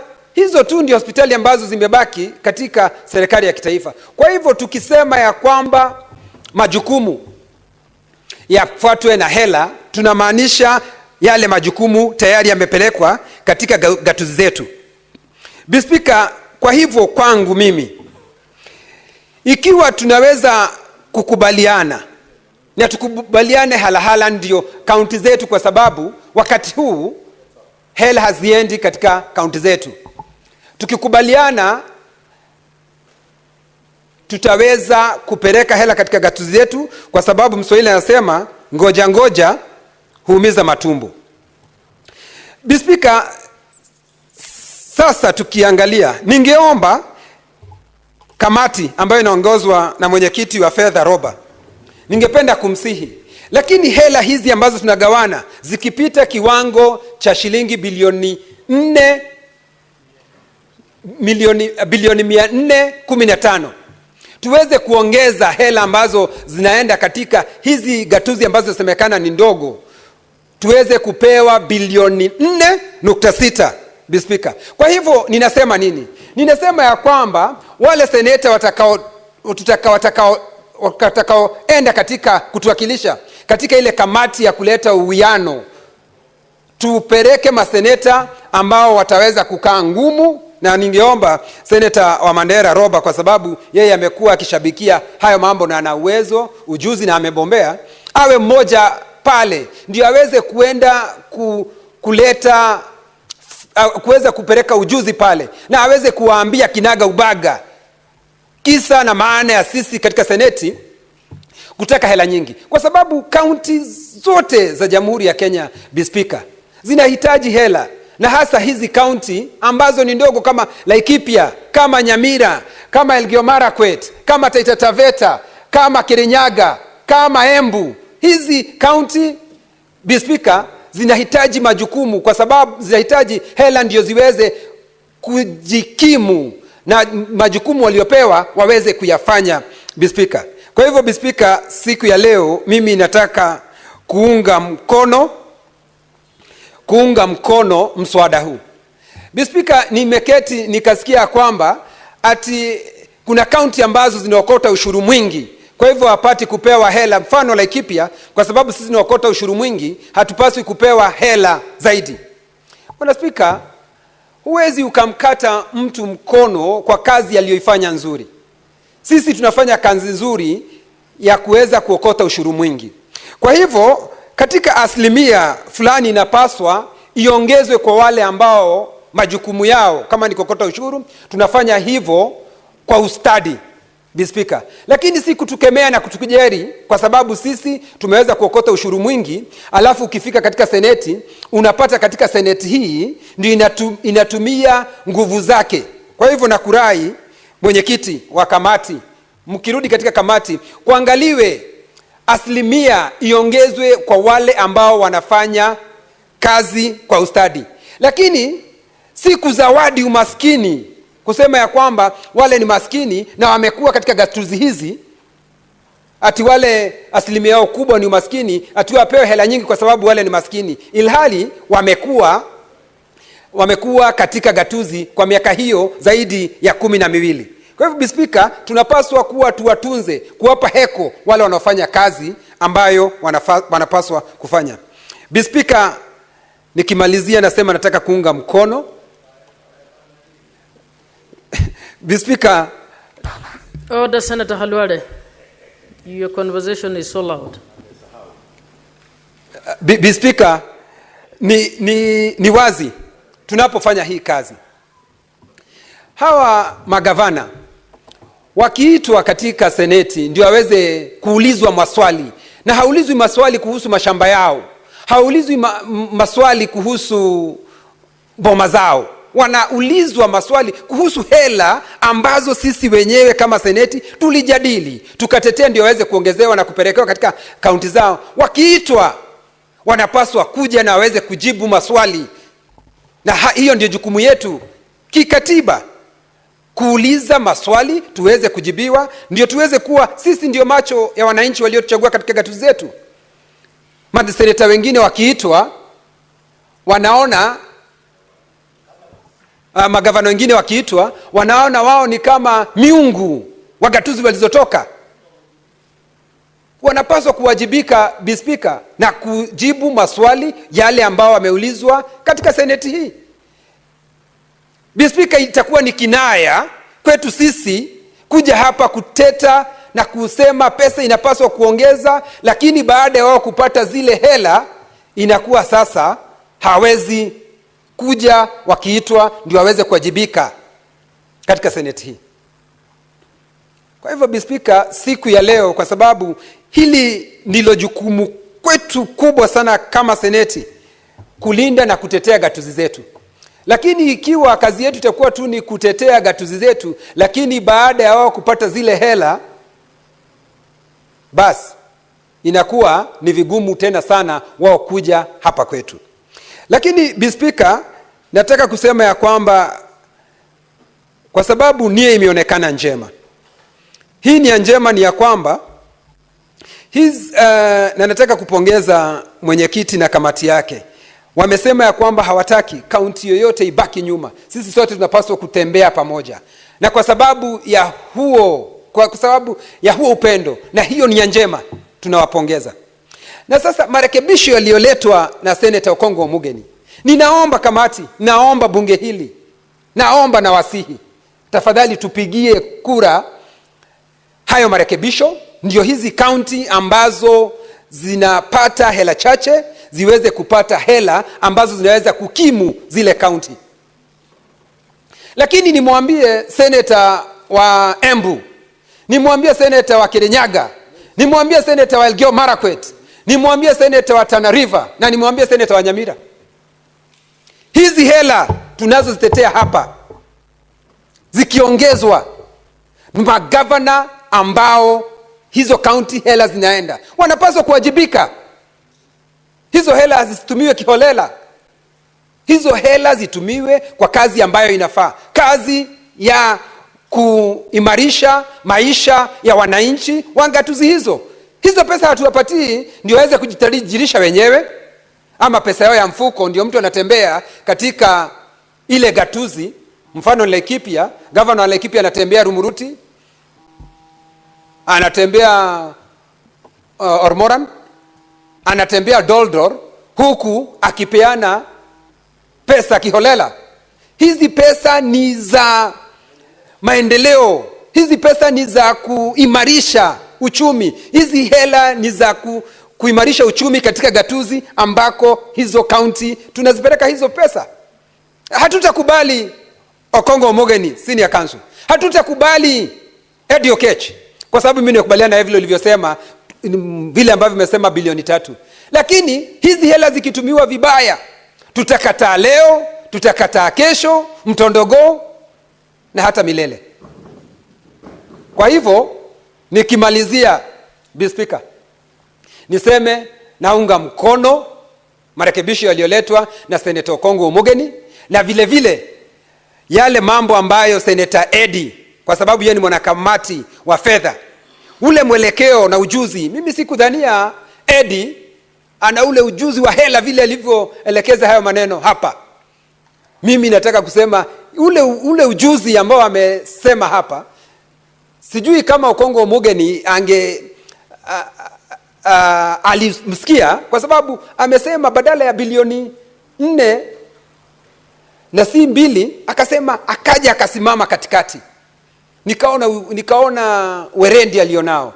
Na kwanza pole kwa sababu kumpoteza yule kijana barubaru ambaye ameuawa na hawa wakora ambao wanasema ni maafisa wa polisi, lakini wao ni wakora ambao wamemuua kijana huyo. Nasema pole, na tutasimama wima kutetea haki katika Jamhuri ya Kenya.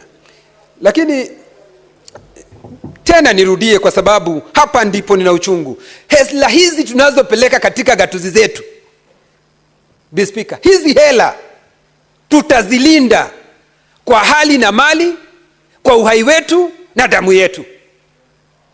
Kwa sababu ni uchungu, Mr. Speaker, tunakaa hapa tunaongea kuhusu hela, hatimaye hizi hela zikienda katika gatuzi zetu zinaingia kwa mifuko ya watu. Okongo Omogeni, ningekuomba Okongo Omogeni, yes, I want to be informed. Proceed.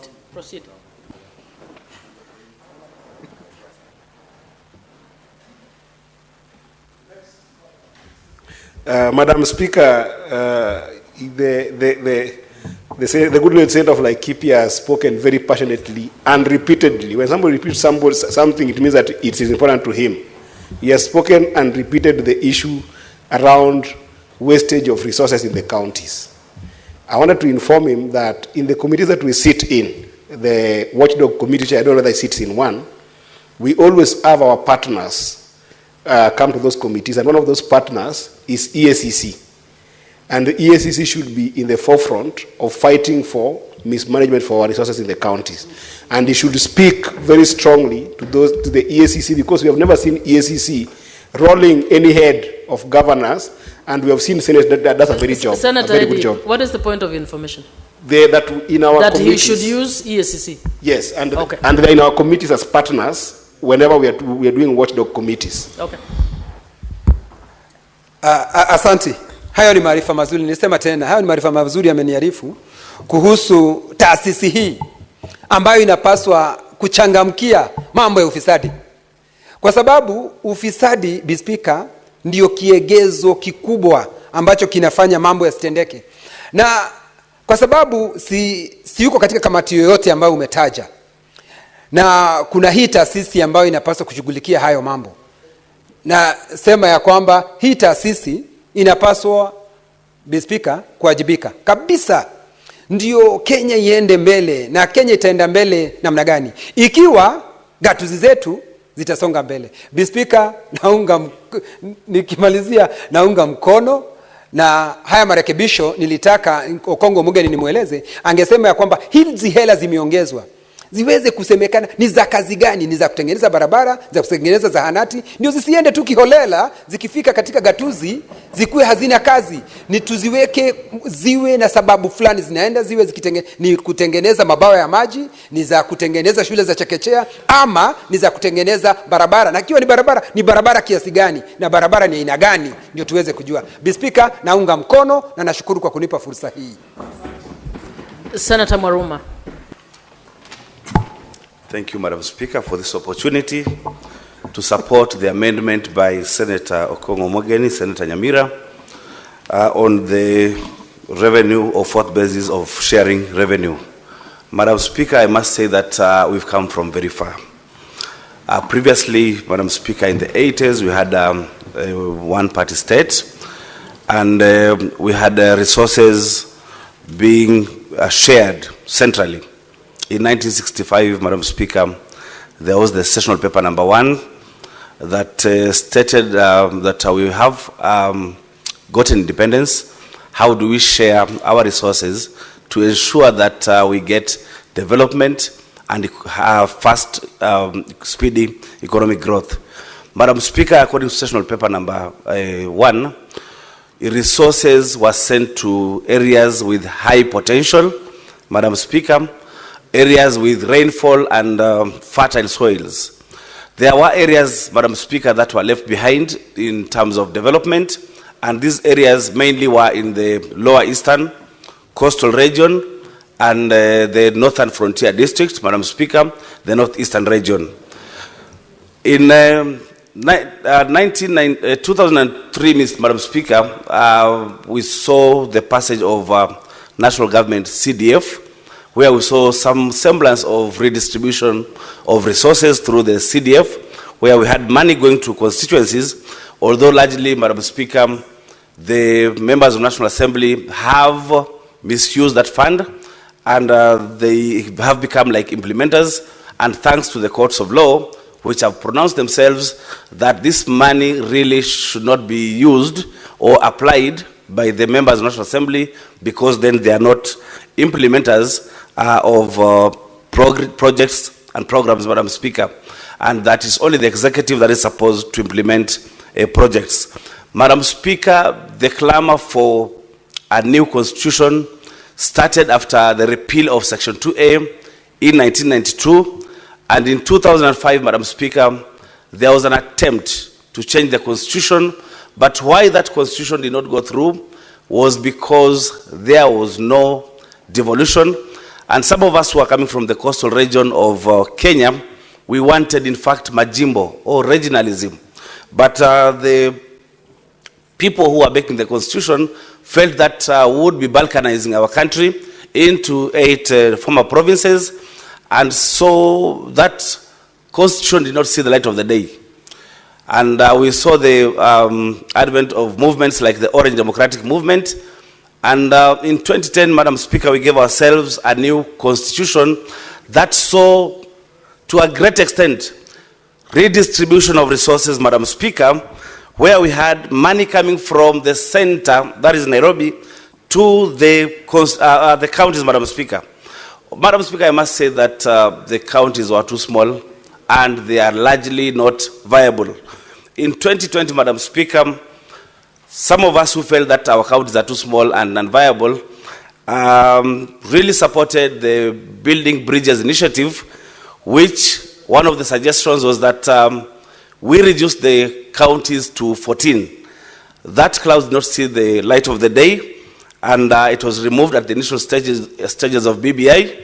And later on, we said let's remain with the 47, but then let's increase the money to the counties to at least at 35%. The rest, Madam Speaker, is history, because then BBI itself did not go through because of the courts declared it being unconstitutional, Madam Speaker. The best thing, Madam Speaker, that we gave ourselves as Kenyans in the 2010 Constitution was devolution.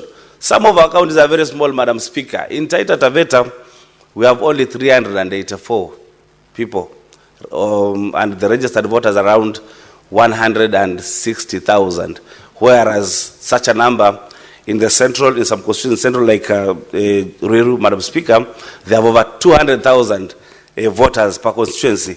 That in our county is just the whole county. So, Madam Speaker, to get resources, we are being asked, so how many votes are you bringing on the table so that we can give you development? And the votes really were really few. So, Madam Speaker, in the advent of devolution, we thought that we have a panacea to the problems that were existing in our county.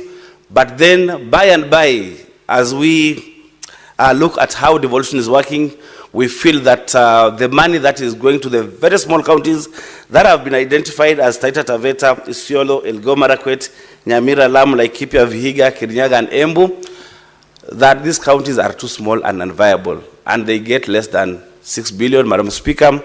That money largely goes to paying salaries and doing operations, and very little money, Madam Speaker, is left to do development. Madam Speaker, we are now again discussing the fourth basis for sharing revenue, something that we did, Madam Speaker, in 2020, and I can assure you, Madam Speaker, then it was extremely divisive. As other speakers have said, it took months to pass that third basis for sharing revenue, Madam Speaker. In fact, it took the intervention of the Right Honorable Raila Odinga. I remember then I went to State House with the Right Honorable Raila Odinga with the leadership of the Senate. I was representing Team Kenya because then we were in the mood of handshake then, and the Right Honorable implored upon the President then, Honorable Uhuru Kenyatta, to add some money to counties so that no county can lose money. I remember in 2020, in the new revenue sharing formula, Taita Taveta was going to lose 400 million. Some counties were going to gain. The highest gainer was Nandi, which was going to gain 1.4 billion. Because then, Madam Speaker, we were sharing the same cake. as that we shared in 2019-2020, 316.5 billion. Now in 2020-2021, we were called upon to share the same cake, but with a new basis, with a new formula. So definitely, if you're sharing the same cake with a new formula, some counties would lose and some counties would gain. So the counties that were losing were a total of 19 counties, and Taita Taveta was one of them. But as we were negotiating with others, I remember imploring upon the senator, the late senator for Machakos. His county was gaining, but we asked him, if you are coming from the lower eastern region and Makueni and Kitui is losing, why can't you support them? These are your cousins. Support them so that they don't lose money. And Senator Kabaka, may God rest his soul, internal peace, accepted to join the fray. We also spoke to Senator Malala of Kakamega, because then his county was gaining, but then Vihiga was losing, and we requested him to join the fray because then the cousins are also losing. And I like also the magnanimity of Senator for Nairobi, then Senator Sakaja, and Senator Murkomen, who agreed that much as their counties were gaining money in the new basis for sharing revenue, but we are still one Senate of Kenya, whose sole role is to defend counties and their governments. And so they decided to support us. We started as 19 people, and at the end we were 27. But then in the wisdom of the Honorable Raila Odinga, he said, we would divide this Senate and we would divide this country across the middle. We'll balkanize it to people who deserve to have more money and some to have less money. So when he talked to the president then, the president agreed to add the shareable revenue, or to agree to have the DORA pass the shareable revenue from 316 billion to counties to 370 billion, an increment of 53.5 billion, Madam Speaker. And I remember my county then was supposed to lose 400 million, but then it gained 600 million, and it got a leap from 4.2 billion to 4.8 billion. That was quite a leap. Madam Speaker, an increment of Indora of 50 billion was the largest that I've ever seen in Kenya. Madam Speaker, I want to say that I want to thank the Committee of Finance and Budget, led by Honorable Roba, for ensuring that the new revenue sharing formula, or the fourth basis for sharing revenue, is not going to divide us. Because previously, we could not even sleep. We could have people making calls from State House and from all over Kenya, because then they wanted us to vote. I remember my governor calling me, telling me that, don't worry, you'll not lose money this year, you'll lose it next year, and told him, rubbish. How can you agree we lose 400 million, yet when you lose 400 million, we are losing it for 5 years. That is 2 billion. So there's nothing like that. But I'm happy that the Committee of Finance and Budget has agreed to hold counties harmless by making sure that we share 387.5 billion to all the counties using the third basis of sharing revenue, and then the additional amount which will be determined by DORA be shared using the new basis. Madam Speaker, even when we use the new basis to share revenue, Taita Taveta will only get a leap from 5.0 billion to 5.25 billion, which is quite some little money. Through negotiation, through discussions, through seducing the members of the Finance Order, Committee, guys. Order, let's listen. They agreed to put 2 billion. That then would ensure that the small counties, the 11 counties in question, get at least some little money on top, and that, Madam Speaker, is taking Taita Taveta to 5.3 billion. Still, that is very little, because our wage bill is at 56%, Madam Speaker. Even if we add that around 250 million, still would be much below what we require to do development. Development expenditure, Madam Speaker, what is in the budget for development for Taita Taveta is 1 billion. So even if you add the 300 million, it would just be 1.3 billion. Madam Speaker, we would want to push this money to go to 6 billion. That was our view. But even as we fight for 6 billion for the small counties, I'm agreeable to the discussants and the contributors who have contributed to this motion that if we add on top of the 2 billion, 2.6 billion to make it 4.6 billion, then Taita Taveta County will get 400 million on top, and that would take us to 5.7 billion, still a far cry from 6 billion, but it is much better. So, Madam Speaker, I would like to thank Senator Okongo Mogeni for bringing this motion over to amend so that we add 2.6 billion more, because at the counties there are so many things that we want to do as governments. For example, Madam Speaker, counties need to do budgets that are predictable. Right now, if we have some counties losing money, then, Madam Speaker, will not achieve the objectives of our budgets. Most counties have CBAs for doctors that are waiting for this basis to pass, for the new budget to pass, for the new DORA to pass, so that the CBAs can be honored, and so that we stop our medics from going on strike and tampering with service delivery in the counties, Madam Speaker. All the county workers, Madam Speaker, require a pay rise, given that our government has been adding taxes over one tax over another one. Right now they have SHA, they have NSSF that has been enhanced.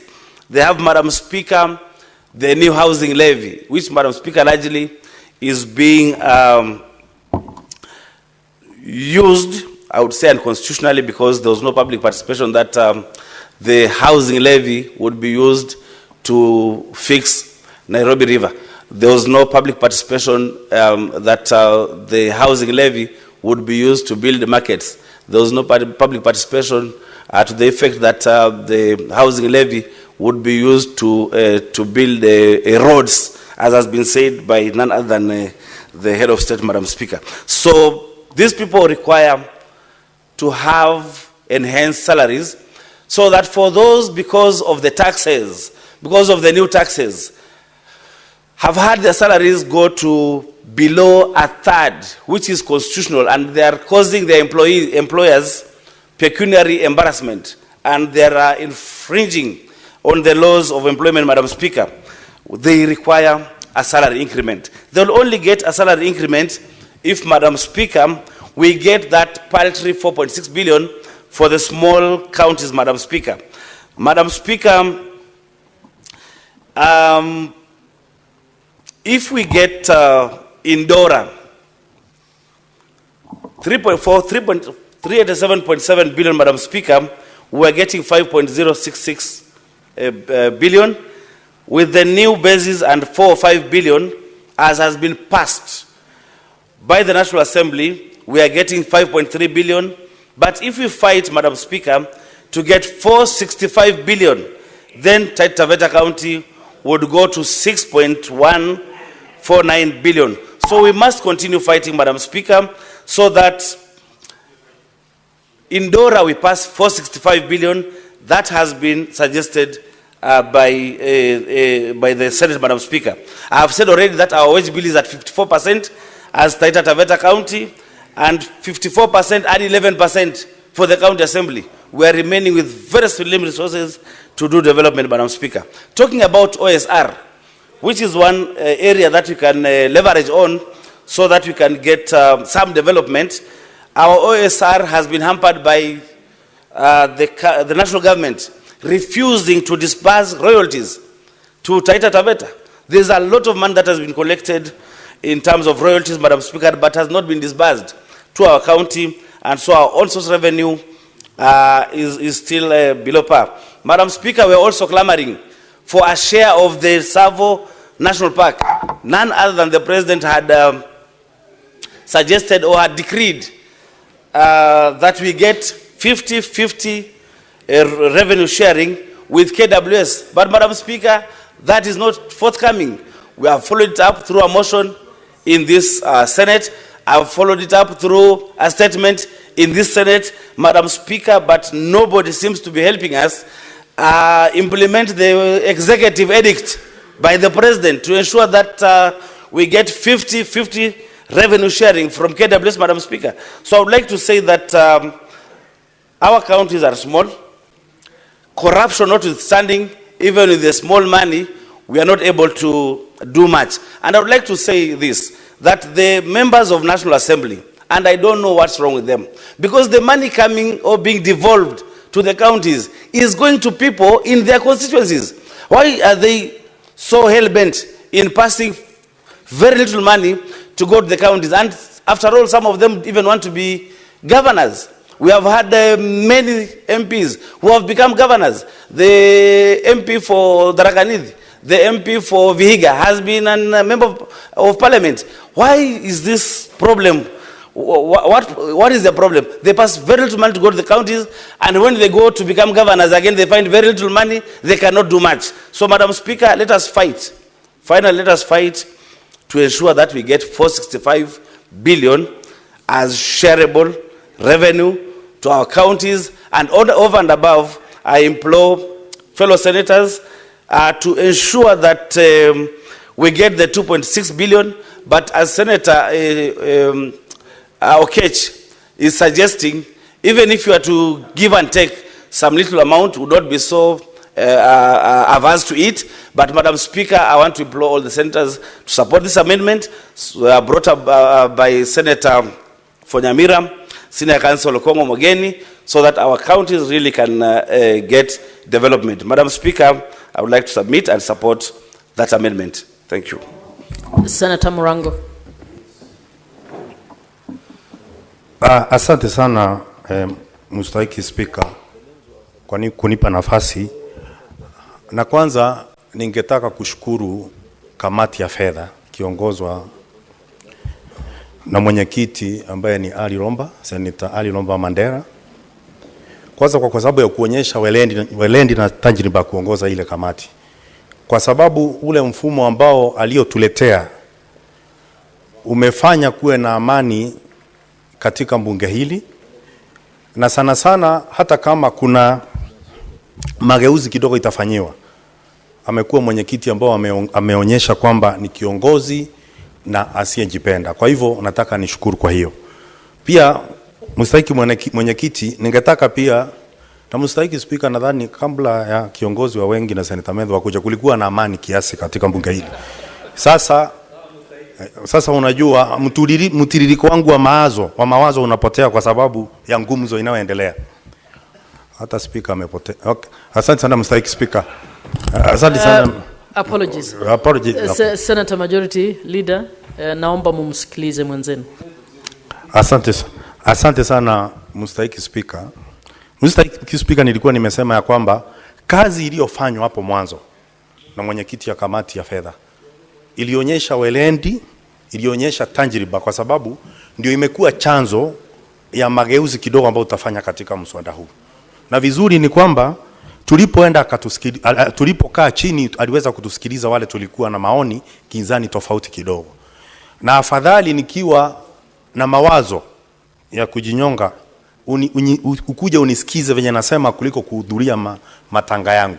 Ametufanya hivi kama wale ambao wanatoka katika zile kaunti ndogo ndogo, na katika hekima ya wakili Okongo Mogeni, Senator wa Kisii Nyamira, amekuja na mageuzi kambambe ambayo itahakikisha kwamba tunamalizana na mfumo mpya bila kuwa na taswishi ama kelele zozote, bila pia kubadilisha ule mfumo ambao kamati ya fedha iliongozwa na Senator Romba imeleta. Mstahiki Speaker, sababu kubwa ambayo tulikuwa tunaomba hii mageuzi ni kwamba zile vigezo ambazo zilitumika katika ugavi wa fedha mwaka huu, kwamba nyingi sana zilikuwa hizi kaunti ndogo ndogo zilikuwa hasingeweza kufaidika kwa kiwango kubwa sana. Kama vile ukubwa, kaunti ndogo si kubwa. Wingi wa watu, kaunti ndogo of course itakuwa haina watu wengi. Itakuwa na uzito wa watu katika sehemu fulani, lakini haitakuwa na watu wengi. Katika kiwango cha ufukara pia wengi kama Kirinyaga hatukuwepo. Kwa hivyo baada ya kusikizana tumeweza kujenga ukuruba na ushuhumba ya kwamba tunapokuja kutetea ama wakati bunge litakaoendelea kujadili mfumo hakutakuwa na shida yoyote kuupitisha.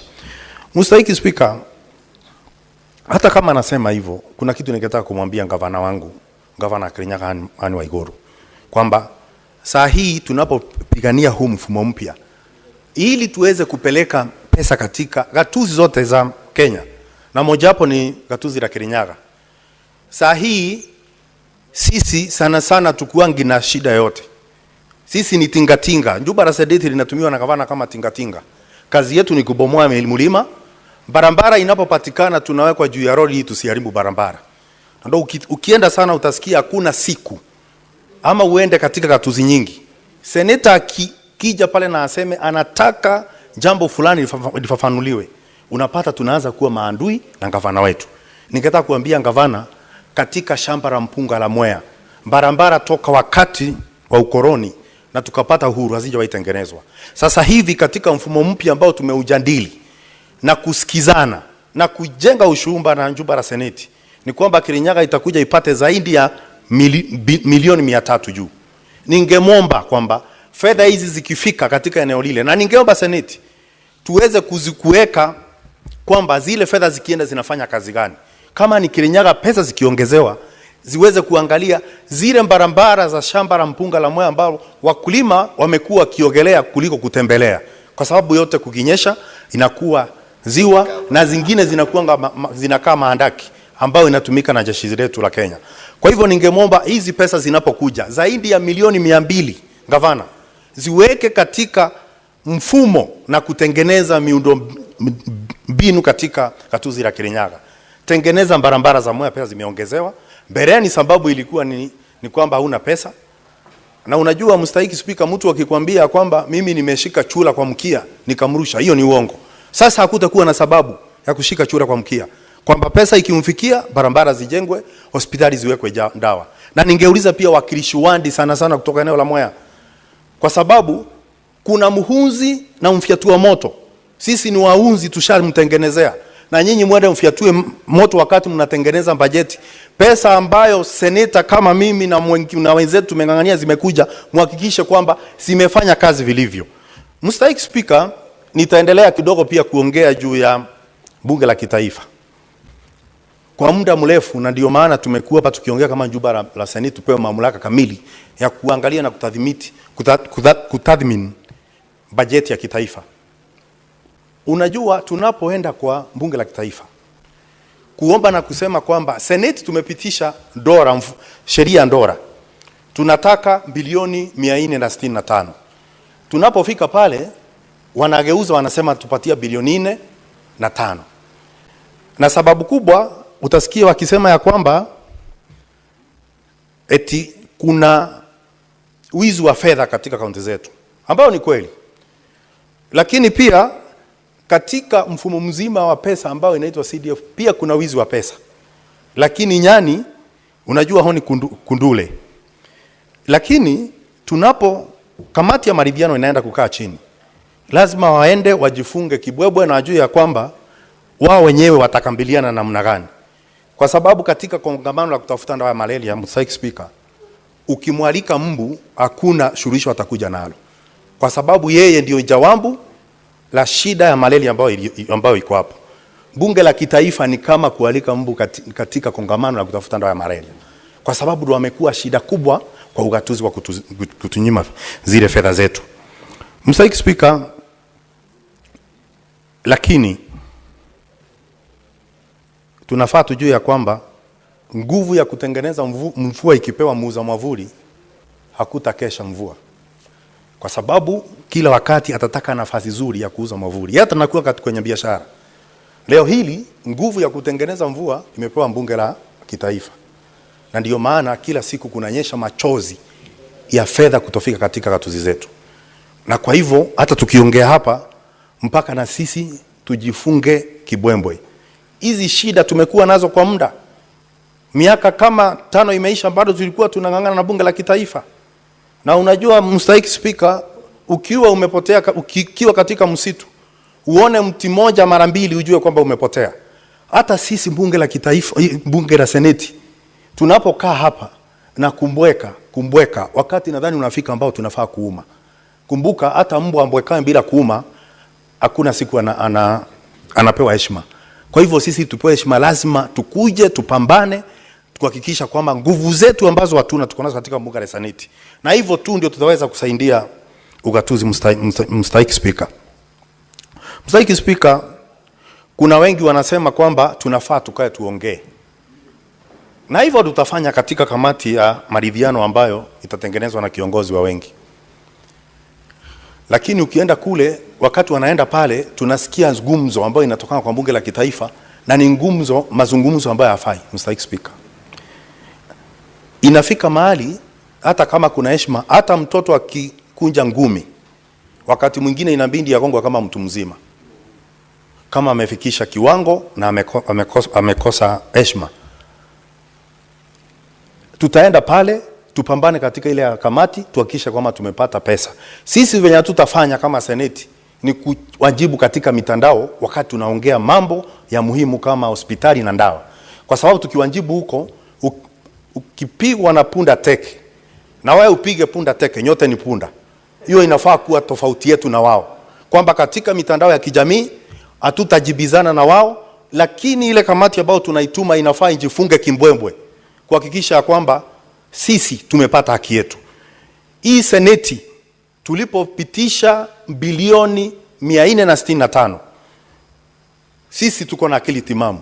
Sisi sio wanasesere kwamba tukuwa na akili. Sisi sio vikaragosi. Kwa hivyo tunapofanya sheria kama zile alafu sikifika pale tunaonyeshwa madharau, hilo ni jambo ambalo hatufai sisi kama kukuja tukakimya na tukaacha liendelee kufanyika. Mstahiki Speaker, kuna jambo lingine nataka kumalizia. Nimeona kwa muda wale wakilishi wandi katika gatuzi nyingi ikiwemo ile kaunti ya Kirinyaga wameongea na wamesitiza kwamba wanataka fedha zaidi ili iweze kwenda katika zile gatuzi zao, katika zile wandi zao. Njia moja ambayo ningewahakikishia ni kwamba sasa pesa tunaongezea. Ile sababu ambayo ilikuwepo hapo awali ya kwamba pesa hamna, sasa hamna tena hiyo sababu. Kwa hivyo mimi nawaambia tunapopitisha mfumo mpya, waendelee kabisa kupambana kuhakikisha kwamba hizo pesa zinawafikia. Kwa sababu hiyo ndio njia peke yake ambayo tutaweza kufanya maendeleo katika kona zote za nchi. Na niambie gavana pia, pesa ikiongezewa inafaa imalize umaskini, inafaa yakisha kwamba biashara zinaendelea kwa sababu ya kutengeneza miundo msingi, na pia kupeana huduma ambazo zinafaa kupeanwa. Kwa hivyo pia zile pesa tunaokota inafaa kuongezeka. Pesa nyingi sana ambazo zinaokotwa katika kaunti ya Kirinyaga, nyingi sana huwa zinapotea. Mimi mwenyewe huwa nazunguka na ili wale wanaokota kondi bado wanalipwa pesa kidogo. Ukienda kwa wale ambao wanahusika katika jambo ambalo linafaa kutuongezea fedha, wenyewe waadhishwi na mishahara, lakini bado pesa zetu zinaendelea kupotea. Ni jawabu ambalo tutambidi tuipate kutoka kwa gavana wakati anafika katika kamati tofauti. Kama ni shule za chekechea, Kirinyaga peke yako ndio yenyewe haina mpango wote wa kupeana chakula kwa watoto wa chekechea. Mstahiki Speaker, unajua tunakaa na wewe katika kamati ya elimu. Na wale ambao wamekuja katika ile kamati, gavana wengi wako na mfumo na wako na mpango wa kupeana chakula katika shule za chekechea. Kirinyaga hatuna. Pesa ikiongezewa, ningetaka kumwambia gavana pia aweke na atie maanani, aweke bajeti kando, kwa sababu watoto wengi sana wanaumia wakati wanaenda shule. Ukiangalia sana Mstahiki Speaker, sisi watu wakubwa ambao wako na miaka mingi, wengi hata washakuwa wahenga hapa. Ifikapo saa 4 kila siku kuna chai tunawekewa pale na mkate na mandazi, alafu na viazi vitamu. Na hiyo ni baada ya masaa mawili tu baada ya kuchukua staftahi zetu katika nyumba zetu asubuhi. Na mtoto je ambaye anawekwa katika darasa kuanzia saa 1, wengine watoka saa 7 bila kukula chochote. Hilo ni jambo ambalo halifai kufanyika sana sana katika muda ambao tuko na katika ugatuzi ambao tayari umefanyika katika nchi ya Kenya. Mstahiki Speaker, Na nikimalizia, kuna jambo la maji katika gatuzi zetu. Vyanzo vingi sana vya maji na visima vinatoka katika eneo la Kirinyaga. Utakuja kushangaa kwamba hadi leo wakazi wengi kutoka kaunti ya Mwea wanakunywa maji machafu. Mr. Speaker, ukienda katika kaunti ya Mwea ambao mpunga ambao una uenzi unatoka. Na ni umenikumbusha kwamba nikienda nyumbani nikuletee angalau kilo 2 ili uweze kujenga mwili. Na nitafanya hiyo Mr. Speaker. Lakini mahali ya mpunga inatoka Mr. Speaker, maji ya kunywa imeadimika kama hali Wandaku ama Kamburi na Mbaniani. Ukienda kule uwezi pata maji ya kunywa. Either uende ukakunywe kwa mto ama uende maji chotwe kwa punda. Na ni maji machafu. Hakuwezi kuwa na sababu yoyote katika mwaka huu kane ambao tuliko siku ya leo kwamba baada ya pesa kwenda katika gatuzi zetu kwamba gavana hawezi kuwa na mpango maalum. Juzi tu ndo tunaona taasisi ya EACC ikishika watu ambao walikula pesa ambayo ilikuwa inaenda kwa mfumo ambao unaitwa Mwea Makema. Fedha zinazoimbiwa kutoka county na kuenda katika mifuko ya watu. Wengine pia wanafika mahali wanaimba mpaka dawa za hospitali Mr. Speaker. Na kuna siku nilisema na sima ombi mbaya kwamba ukipewa nafasi ya kununua dawa na kupatia wagonjwa na wewe uchukue ile nafasi uende uimbe zile pesa uende ukazile na familia yako. Mungu ambaye yako juu, jalali na ambayo halali, huyo Maulana siku moja atakufanya ukunywe zile dawa kwa sababu ulistafuta wewe mwenyewe. Hivyo ndo inafanyika siku ya leo.